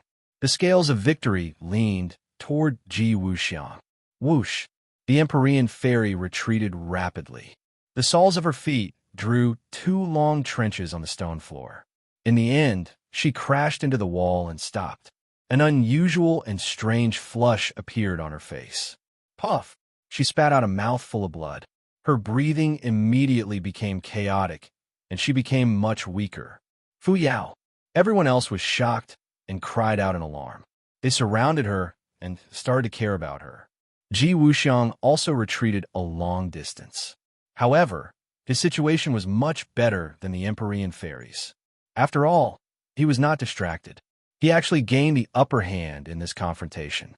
The Empyrean fairy also tested the strength of her opponent in the celestial chess. In terms of cultivation, Ji Wuxiang was definitely not as good as the Empyrean fairy. However, the celestial chess he created was too powerful. It was far from being comparable to ordinary formations or spells. Even though the stately painting was a divine tool, it could not suppress it. After combining the two's combat level was not too different. If they used all their strength, it would be a hardy battle. However, at the beginning, the Empyrean fairy lost because she was distracted. Moreover, the situation was not optimistic. The Empyrean fairy knew this very well. She secretly hated it, but she did not regret it. If she could do it again, she would still save people without hesitation. If it were her in the past, whether she could save people or not was still uncertain. This change was subtle. She herself did not have a strong sense of it. Ever since she interacted more and more with Tang Zheng and the people around her, her outlook on life changed a lot. These people seemed to have become a part of her life. Although they were not her family, they were an indispensable part. When they were in danger, she subconsciously wanted to save them. She did not want to leave them in the lurch. Looking at the sincere and concerned faces, a smile appeared on her face. She felt that the decision she made was very wise. Although she had lost, she had saved these people. This was a victory in another sense. "Don't worry, I won't die," the Empyrean fairy comforted. "With us here, you won't be at the front anymore. You should rest first." Feng Shishir clenched her teeth and said firmly, "Yes, we will stop him. You are powerful. Find a chance to protect yourself and avenge us in the future." Feng Xinyang said solemnly. She was ready to sacrifice herself. The Empyrean fairy felt a warm current flowing in her heart. It was as if it could melt her soul. On the other hand, the masked man was either dead or injured. It was a world of difference. There was an inexplicable sadness. Ji Wuxiang did not look at them. Instead, he looked disdainfully at the Empyrean fairy and the others. He said sarcastically, "What's the use of you fighting over each other? You're going to die anyway. It's just a matter of time. It doesn't make much of a difference." Feng Shishir and the others raised their heads and looked coldly at Ji Wuxiang. Since you're looking at me like that, it means you're determined to die. I'll fulfill your wish and send you on your way." Ji Wuxiang rushed up like a whirlwind. Feng Shishir jumped up and tried to block Ji Wuxiang. However, she fell from the sky. She was defeated in one move. She was utterly defeated. Yin Liyun's vigorous figure also rose into the sky. However, he followed suit and fell beside Feng Shishir. Feng Xinyang would rather die than surrender. She straightened her body and looked affectionately at her husband. She said, "Tianlei, don't worry. Even if I die, I'll be by your side. In my next life, I'll still be your wife and give birth to a good daughter for you." 22 After saying this, she looked affectionately at the holy armored shield. She really wanted to see her daughter again.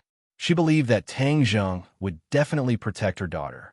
From the moment she met Tang Zheng, she was certain of this, which was why she did not hesitate to matchmake the two of them. This was the fate of the eyes in the unseen world. Yi Tianlei looked weakly at his wife. He moved his lips but did not say anything. However, his meaning was self-evident. A tear fell from the corner of his eye. Who said that men do not cry easily? It was only because they had not been deeply hurt. In this life, he believed that his greatest achievement was not being born into the Ye family. It was not being born into the world with a halo. It was not being able to cultivate to a high realm.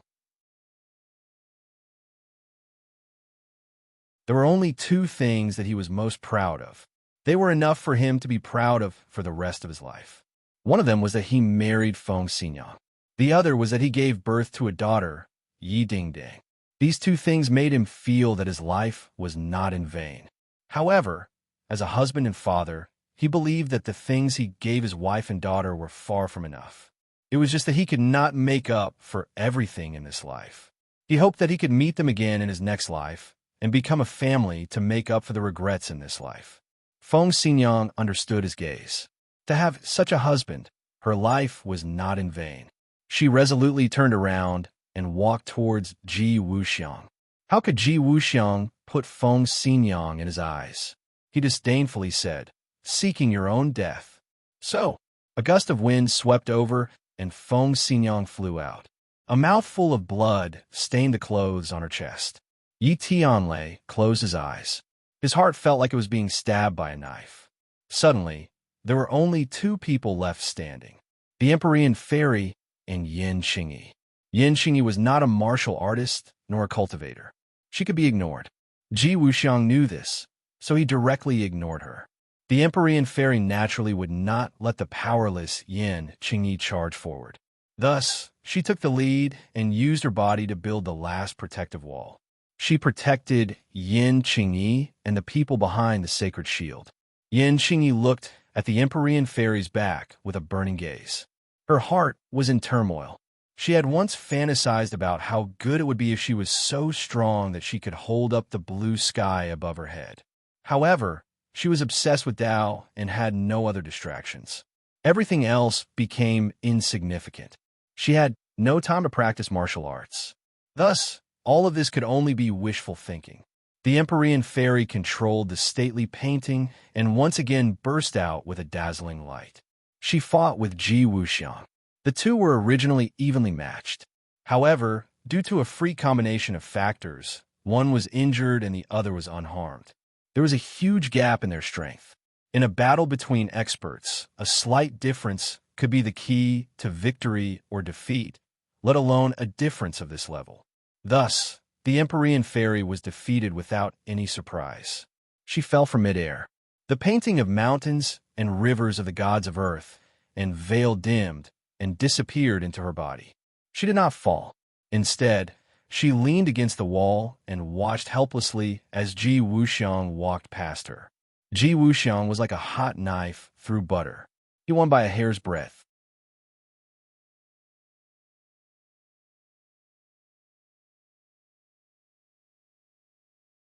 Chapter 1228. Ji Wuxiang looked at Yin Qingyi with disdain and said, "You're a weak woman who doesn't even have the strength to truss a chicken, yet you're mixed up in this mess. Beautiful women are destined to have short life." 520. He let out a long sigh, but he didn't have the slightest intention of showing tenderness to the fairer sex. With a flick of his finger, a gust of wind blew over, forming a wave shape in the air. Yin Qingyi was suppressed by this aura and couldn't move. She stared dumbstruck at this scene. Suddenly, a voice rang out in her mind. This voice was full of deep flavor and mysterious charm. In just a few words, it seemed to contain a profound mystery. Her heart was connected. Her eyes lit up as if she had been enlightened. Her body relaxed as if she had been relieved of a heavy burden and regained her freedom. Ji Wuxiang didn't notice this at all. He was confident in his heart as if he had already seen the scene of Yin Qingyi dying. However, in the next second, his eyes stared straight. His heart trembled as he quickly turned his head. Because Yin Qingyi had disappeared. She disappeared from under Ji Wuxiang's eyes. His attack had completely missed. This was something that was impossible, but it really happened. Why is it like this? His brain seemed to have crashed as this question immediately appeared. But there was no answer to this question. He had already realized that something was wrong. Things weren't as simple as he thought. Yin Qingyi's fingers had unknowingly touched Ji Wuxiang's back. Ji Wuxiang's hair stood on end.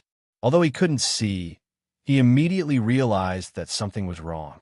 He quickly turned around and tried to block Yin Qingyi. He wanted to see what was going on, but it was all too late. Yin Qingyi's fingers had already touched his back. Ji Wuxiang couldn't describe this feeling. He had never felt this before. It was like the legendary feeling of being on the verge of death. He seemed to have touched the finger of the Grim Reaper. He flew up like a kite with a broken string. Although he was in the air, he could clearly see the scene below. Yin Qingyi stood on the ground, looking up at him. He was still the same person. However, the look in his eyes was completely different. A person's eyes could convey many things. Ji Wuxiang knew this very well. He was the best at reading people's minds. Judging from the look in Yan Qingyi's eyes at this moment, she seemed to have completely changed into another person. She was so unfathomable that it made one's heart palpitate. Regardless of whether he was facing the Empyrean fairy or a person of high status, he had never felt that the other party was unfathomable. He was a person with an extremely high IQ and talent. Normal people would not be able to enter his eyes. Yan Qingyi's eyes were too special. This feeling arose spontaneously, and he didn't need to think too much about it. "Who are you?" Ji Wuxiang asked loudly. He knew that this was definitely not Yan Qingyi. It was impossible for a person to hide so deeply. Otherwise, it would be too terrifying. It might even surpass him by far. He did not want to admit this point. Yan Qingyi's eyes were indifferent. It seemed that in her eyes, she did not think highly of Ji Wuxiang at all. That kind of imposing manner and artistic conception of looking down on the world could not be faked. "Who are you? How dare you barge into the divine gate?" Yan Qingyi's voice was still her voice, but the cadence and rhythm had completely changed. Her voice was not too loud, and it was not as sharp as a knife. However, it had a kind of magical power that made people prostrate themselves in worship. The others also saw this scene and looked at Yan Qingyi as if they had seen a ghost. All of this was indeed like seeing a ghost. It cannot be explained by common sense. Yan Qingyi had completely changed into another person. The key was who this person was. Yan Luyun looked at her with a burning gaze, his eyes shining. After all, he and Yan Qingyi were family. Seeing her so powerful, he had a sense of doubt, and even more so, a sense of honor. The others were even more confused and did not know what was going on. Only the Empyrean fairy's dispirited state was swept away. She was in high spirits as she looked at Yan Qingyi without blinking. Between her eyebrows, there was an inconceivable look of pleasant surprise. She opened her mouth and muttered, "Could it be? This is—" Before she could finish speaking, Ji Wuxiang hit the wall and stopped. He spat out a mouthful of blood, which dyed his clothes red. He was like a soft-footed shrimp as he softly slid to the ground. He quickly stood up straight and looked at Yan Qingyi with a complicated expression, asking, "Who are you? You barged into the divine gate, but you don't know who the master of the divine gate is?" Yan Qingyi asked sternly. Ji Wuxiang was stunned for a moment, then shook his head blankly and said, "Impossible. The divine gate is the Fu-Shi clan's secret ground." Could it be that you are from the Fu-Shi clan? Could it be that other than the Empyrean fairy, there are other people from the Fu-Shi clan in this world? He racked his brains, but was unable to find the answer. Yan Qingyi said indifferently, "You actually know that the divine gate is the Fu-Shi clan's secret ground. Then you still dare to have ideas about the divine gate. Aren't you courting death?" Once the word courting death was said, the atmosphere changed again as a fierce wind blew. This time, Ji Wuxiang was like a small boat that could capsize at any time. Ji Wuxiang felt that this was absurd and unreal. Yan Qingyi actually said the word courting death to him. Wasn't this the word he always used to mock others? Every dog has its day, and this time it was his turn. This was a great irony. Ji Wuxiang's face and ears were red. He took a deep breath and forcefully suppressed the fear in his heart. He gathered his courage and shouted, "So what if you are from the Fu-Shi clan? You have already become history. You have already been eliminated by history and disappeared from this world. No matter if it is now or in the future, this world belongs to me. You are already a thing of the past." These words seemed to be to encourage himself, but also seemed to be repeatedly instilling this idea into his mind. Ji Wuxiang was riding a tiger and could not back down. He was being roasted on the fire. He could only advance and not retreat. If he retreated, he would lose. Since Yan Qingyi's body had such a miraculous change, then it meant that the divine gate's secret was extremely important. It had an immeasurable value to him. He could not give up so easily. Yan Qingyi's change was so great that even Ji Wuxiang was shocked. His originally firm confidence seemed to have been shaken at this moment. He forcefully threw away all distracting thoughts so that he would not immediately fall apart. Yan Qingyi looked at Ji Wuxiang as if she was looking at a clown. She lightly shook her head and said, "The heavenly Tao is reincarnated. How can the Fushi clan be eliminated by history? Instead, it is you who will be eliminated by history. Today, I will let you know the power of the Fushi clan." The two's conversation conveyed too much information. Everyone stared with their eyes wide open. Wasn't this Yan Qingyi? How did she become a member of the Fushi clan? The Empyrean fairy's gaze towards Yan Qingyi gradually became sentimental. It was filled with deep emotions. That kind of affectionate look had never appeared before. It was just that everyone else was focused on Yan Qingyi and did not notice the Empyrean fairy's strange behavior. Ji Wuxiang heard this, and his expression changed slightly. He forced himself to be alert. Finally, he could not withstand the heavy pressure that Yan Qingyi was transmitting. He roared and rushed forward again.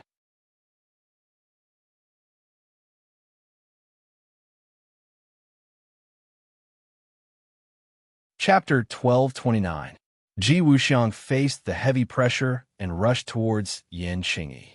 Yan Qingyi did not move. She pointed her finger, and the qi in the gate of heaven changed. Ji Wuxiang's attack stopped abruptly in front of Yan Qingyi. The space seemed to have frozen as the two faced each other in midair. Their eyes met, silently clashing. Yan Qingyi was indifferent. Ji Wuxiang bared his teeth, his face ferocious. He exerted all his strength, but it was as if he was punching a ball of cotton. It had no effect at all. Instead, there was a rebounding force from his fist. Crack! The sound of bones breaking was especially ear-piercing. A crack appeared on Ji Wuxiang's fist, and blood flowed out from the crack. It was a ghastly sight. Hiss! Many people sucked in cold breaths. Ji Wuxiang's face was filled with pain. He retreated in panic and looked at Yan Qingyi in shock. He was speechless for a long time. Just now, although it had only been a short time, too many thought-provoking things had happened. He had been defeated. He had been utterly defeated. Yan Qingyi played it down. He had used all of his strength, but he was still defeated. This was the difference between them. It was too obvious. The others looked at the two in disbelief. The two looked at each other from afar and did not move. Could it be that the outcome was decided just like that? Victory? Yan Qingyi chuckled. Was there still a need to decide? How could Ji Wuxiang be her opponent? Yan Qingyi had this kind of confidence. It was not blind arrogance, but because she had the strength. Do you still dare to say that the Fu clan has been eliminated by history? Yan Qingyi asked. Ji Wuxiang clenched his teeth and was speechless for a long time. The greatness of the Fu clan is not something an ordinary person like you can understand. The Fu clan is the descendant of the Emperor of Heaven. They are the sons of heaven. You are too insignificant. You are not even 1/10,000th of the Fu clan. Yan Qingyi ridiculed him mercilessly. Ji Wuxiang's face turned white and red. He did not care about the injury on his hand and wanted to launch his final counterattack. Blood flowed from his wound to the ground and dyed the stone floor under his feet red. Bang! He landed on the ground with one foot, stomping heavily on the stone floor. Blood splattered everywhere, turning into blood-red beads that filled the space in front of him. With a thought, the blood droplets flew out. Under the control of the heavenly chess power, they were like millions of arrows, but their power was far stronger than the arrows. The blood droplets merged with the heavenly chess power, and the power that burst forth increased exponentially. Whoosh whoosh, a bloody wind rose, bringing with it a nauseating stench of blood as it rushed towards Yan Qingyi. Whoosh! The bloody wind swept past the stone wall, and the stone wall fell down with a rustling sound. It was eroded by the bloody wind in an instant.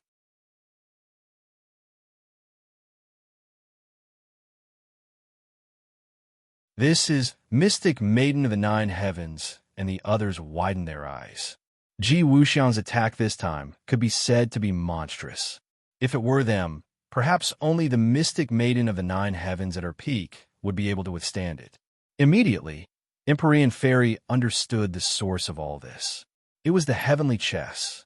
The heavenly chess was too mysterious. It could actually increase a person's power by so much.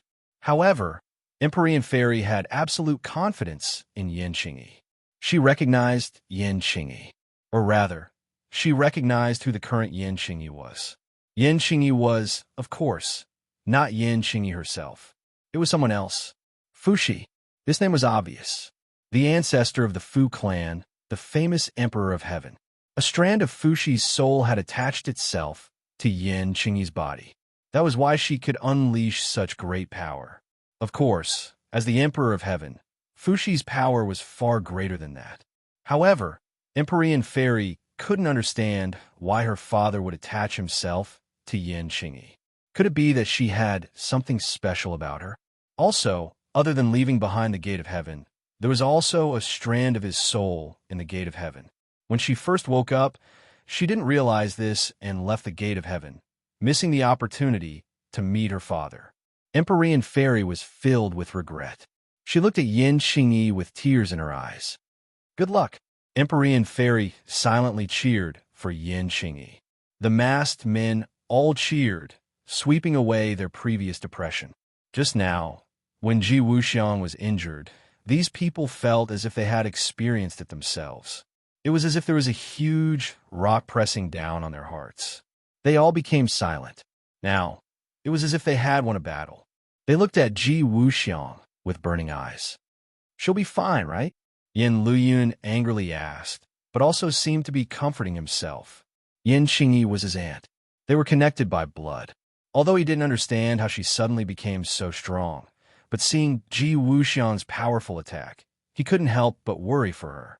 Empyrean Fairy looked at him and then gave the others a comforting and encouraging look. She said with certainty, "Don't worry. How could Ji Wuxiang be her match?" Seeing her strong confidence, although they didn't understand what was going on, everyone temporarily put their hearts back into their stomachs. Yin Qingyi lightly walked towards Ji Wuxiang. She didn't move in the slightest in the midst of the bloody storm. It was as if her feet were connected to the earth and couldn't be shaken in the slightest. The bloody storm messed up her hair and fluttered her clothes. Her eyes became brighter and brighter, like the light of the stars. It was so bright that people couldn't look at her directly. Ji Wuxiang felt as if his whole body had been scraped by a knife when her gaze swept past him. It was a burning pain, and he couldn't help but shudder. Yin Qingyi looked straight at Ji Wuxiang, who was getting closer and closer. She once again stretched out her slender finger and lightly tapped Ji Wuxiang. Pop! A very soft sound, like a stone being thrown into a lake, broke everything in front of her. A huge hole was torn in the bloody storm. Then, this hole became bigger and bigger, as if space itself was being torn apart. The bloody storm came to an abrupt end in this tear. There was no sound. Ji Wuxiang's eyes almost popped out. He had an ominous premonition that his painstaking counterattack was about to fail. Fail? Could he accept it? Of course not. His eyes became crimson red. He roared with all his strength, "World restoration." The power of the celestial chess increased again.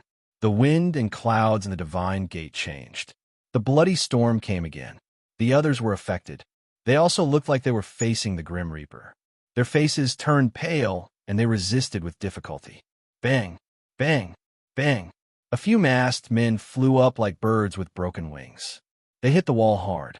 Their heads were bleeding, and their brains were splattered. They died on the spot.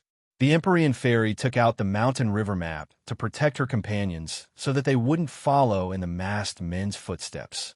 Swaying in the wind and rain, Yin Qingyi was bathed in it, yet he was as resolute as a boulder. He didn't waver in the slightest as he calmly walked towards Ji Wuxiang.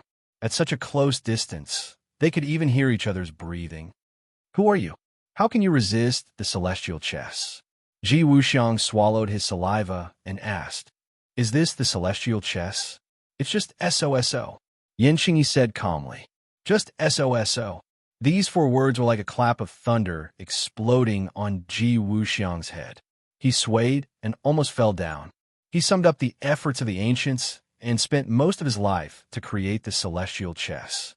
But in the eyes of the other party, it was just so. This was a huge irony. It made him have the urge to vomit blood. Yin Qingyi continued, "You're not mature enough yet, but you're also vainly trying to meddle with the divine gate." She shook her head and sighed. "There's a path to heaven, but you don't take it.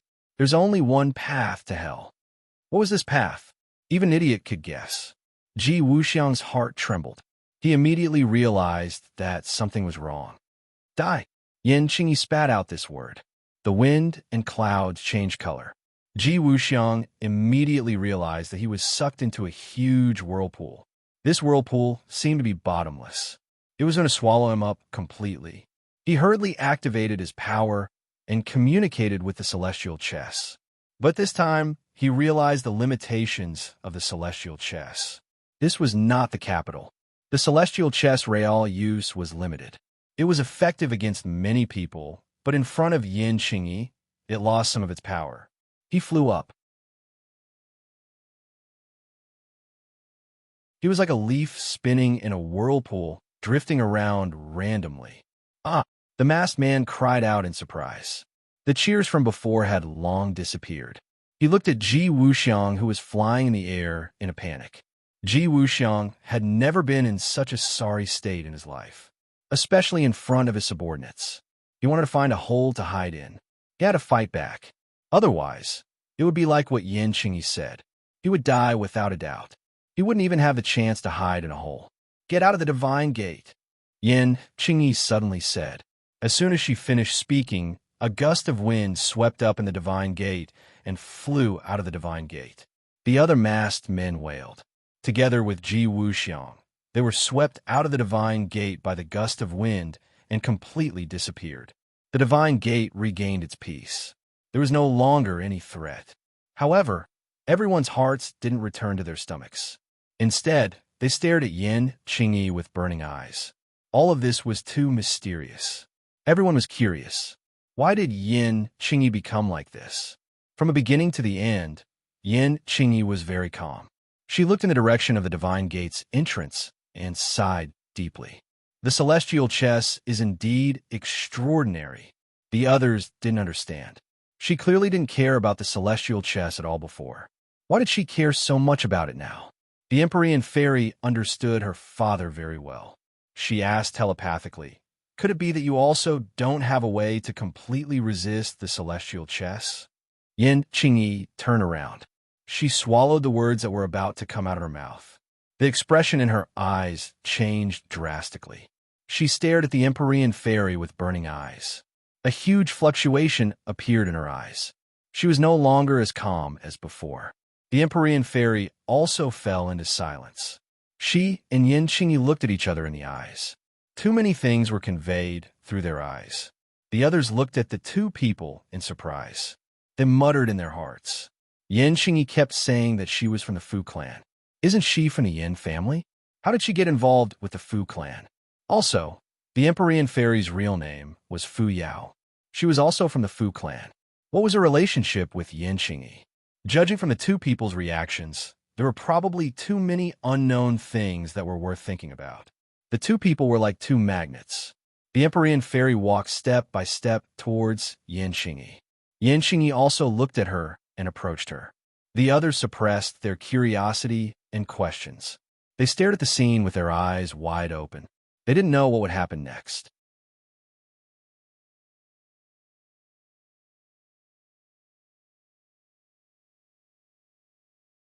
Chapter 1230. It was as if the Empyrean fairy and Yin Qingyi had been paralyzed. They stared at each other in silence. At this moment, she was no longer Yin Qingyi, but rather the Emperor of Heaven. "Yao, have you been well these past few years?"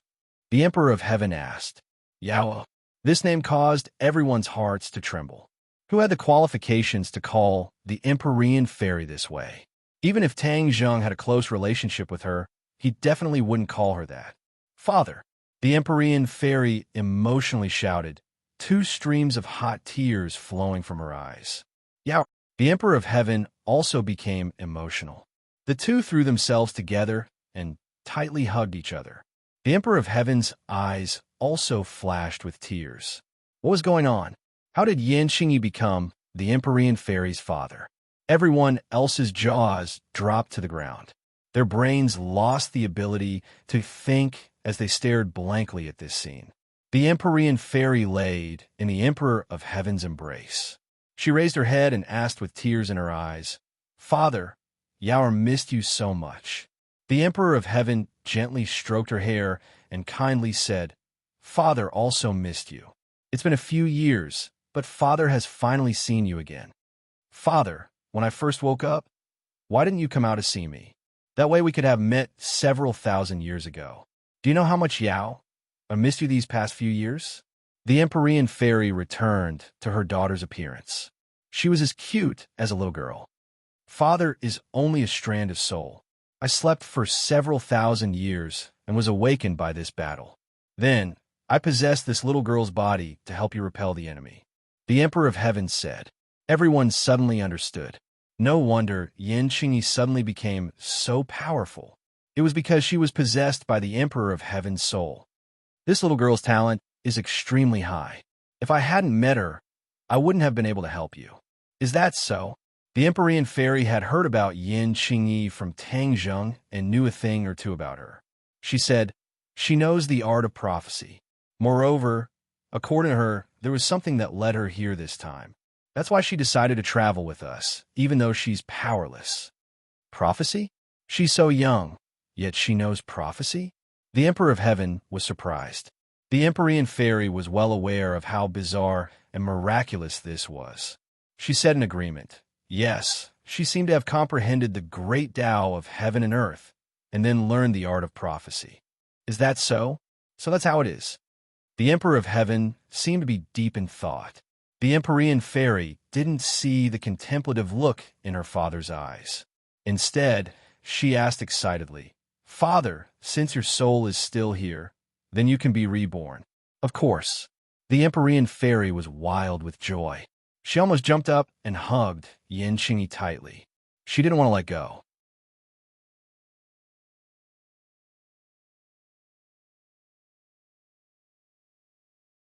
A celestial has the 9-yang saint body, so he really does need the pure Yin energy in the sky bed. The Emperor of Heaven suddenly said, "No, it's not to save him, but to save someone else. That person's pure Yin energy has been sucked dry, so he needs the pure Yin energy in the sky bed to help her recover." The Empyrean fairy explained. The Emperor of Heaven fell into deep thought. His eyes lit up as he hit the nail on the head and said, if he wants to absorb the pure Yin energy in the sky bed, then there must be an expert guiding him. The Empyrean fairy had always been curious as to what method Tang Zheng used to guide the pure Yin energy into Yi Dingdong's body. Hearing the Emperor of Heaven say this, she quickly asked, "Father, why do you say this? Normal people would not know about this method. This is a method passed down from ancient times. Even you do not know about it." The Emperor of Heaven's expression became thought-provoking.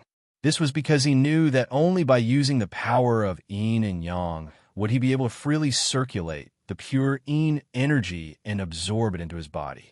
Originally, he did not choose this method to save his daughter because he would not allow a man to sully his daughter. The others were also very curious about the specific method to save the person. They all stared at him like curious babies. The Emperor of Heaven looked at the others and mysteriously said, "As long as it can save the person, it's fine. There's no need to ask about the specific method." The Emperor of Heaven was clearly evading the question, and no one could ask. After all, the Emperor of Heaven's status was illustrious. He was not a normal person. The Empyrean fairy also did not delve into it. Instead, she remembered a question from before and asked, "Father, you said that the sky chess is not ordinary. Could it be related to you letting them go in the end?" The others could not see it, but the Empyrean fairy was very clear about the Emperor of Heaven's strength. In the end, Ji Wuxiang and the masked man were both swept away by the whirlwind. It seemed like they had failed, but in reality, they did not die. The Emperor of Heaven must have done this for some reason. The Emperor of Heaven looked at his daughter with gratification. His daughter knew him best. She had guessed correctly. After all, the Emperor of Heaven was only a wisp of his soul. He was not at his peak, so his strength was limited. If he wanted to get rid of Ji Wuxiang, he would have to completely surpass the sky chess. However, the Emperor of Heaven realized that it was impossible. The strength of the sky chess was beyond the Emperor of Heaven's imagination. If he was at his peak, it would naturally not be a problem. However, for the current him, it was impossible for him to achieve this. However, he could not easily let go of those who tried to encroach on the Elysium. Therefore, after teaching Ji Wuxiang and the masked man a harsh lesson in his best condition, he purposely showed that he did not care about the sky chess at all. Compared to physical attacks, this would create more pressure and psychological trauma for Ji Wuxiang.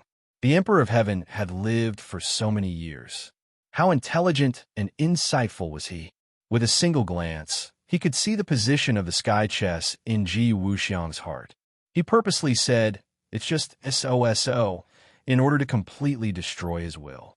Currently, the effect was not bad. If Ji Wuxiang could not walk out of the shadow, then he would not be able to recover from the setback and become an insignificant person. He could not even be called an enemy. If Ji Wuxiang walked out of the shadow, then he would definitely become even stronger. His understanding of the sky chess would also reach a higher level. He would become a truly powerful enemy, or even a threat. The Emperor of Heaven understood this at that time, but he still acted without hesitation. His decisiveness was evident from this. Yes, the sky chess is extraordinary. If that person's understanding of the sky chess reaches a higher level, then he will definitely become a huge threat. Therefore, I purposely said those words to destroy his will, the Emperor of Heaven explained concisely. Hearing this, the Empyrean fairy's heart trembled. She had still underestimated Ji Wuxiang. Her father had actually said that he had the chance to become a huge threat. This was coming from the Emperor of Heaven. She understood very well what these words meant. She smacked her lips, not knowing what to say. When the others heard the Emperor of Heaven praise the sky chess and Ji Wuxiang so highly, they were secretly somewhat indignant, but they were also extremely shocked. This person is a peerless genius who can create the sky chess. Although I have only seen the surface of the sky chess, I have already understood its subtleties. The Emperor of Heaven had a unique insight. He had only fought with Ji Wuxiang for a very short period of time, but he had already discovered many things. The Empyrean fairy was silent for a long time. After a moment of silence, she said, "Then I hope he will be unable to recover from this setback." "I hope so." At this moment, Ji Wuxiang was standing outside the gate of heaven. He was in a daze, as if his will had been taken away. His eyes were dim, and he muttered, "That's all, that's all." These 4 words seemed to have a magical power that reverberated in his mind. It was impossible to get rid of them. It was also like a curse that was fiercely branded into his brain. He couldn't care less about his severe injuries. He stared blankly at the gate of heaven. The gate of heaven was already closed, so he couldn't see the situation inside. However, he could foresee that with that mysterious Yan Xingyi, no one could pry into the secrets of the gate of heaven. Moreover, Ji Wuxiang couldn't care about the secrets of the gate of heaven. He put all his thoughts on the sky chess. The more he thought, the more his head hurt. He couldn't help but hold his head and roll on the ground, crying out in pain. There weren't many masked men left. Seeing this scene, they quickly helped him up and ran away in panic. You're tuning into the Romance Rendezvous YouTube channel. We're so grateful for your support, and don't forget to subscribe to join us on this incredible journey through captivating stories. Your generosity through donations truly makes a world of difference, as it's the primary source of revenue that allows me to expand and enhance this channel for you. Thank you from the bottom of my heart for being a part of this adventure.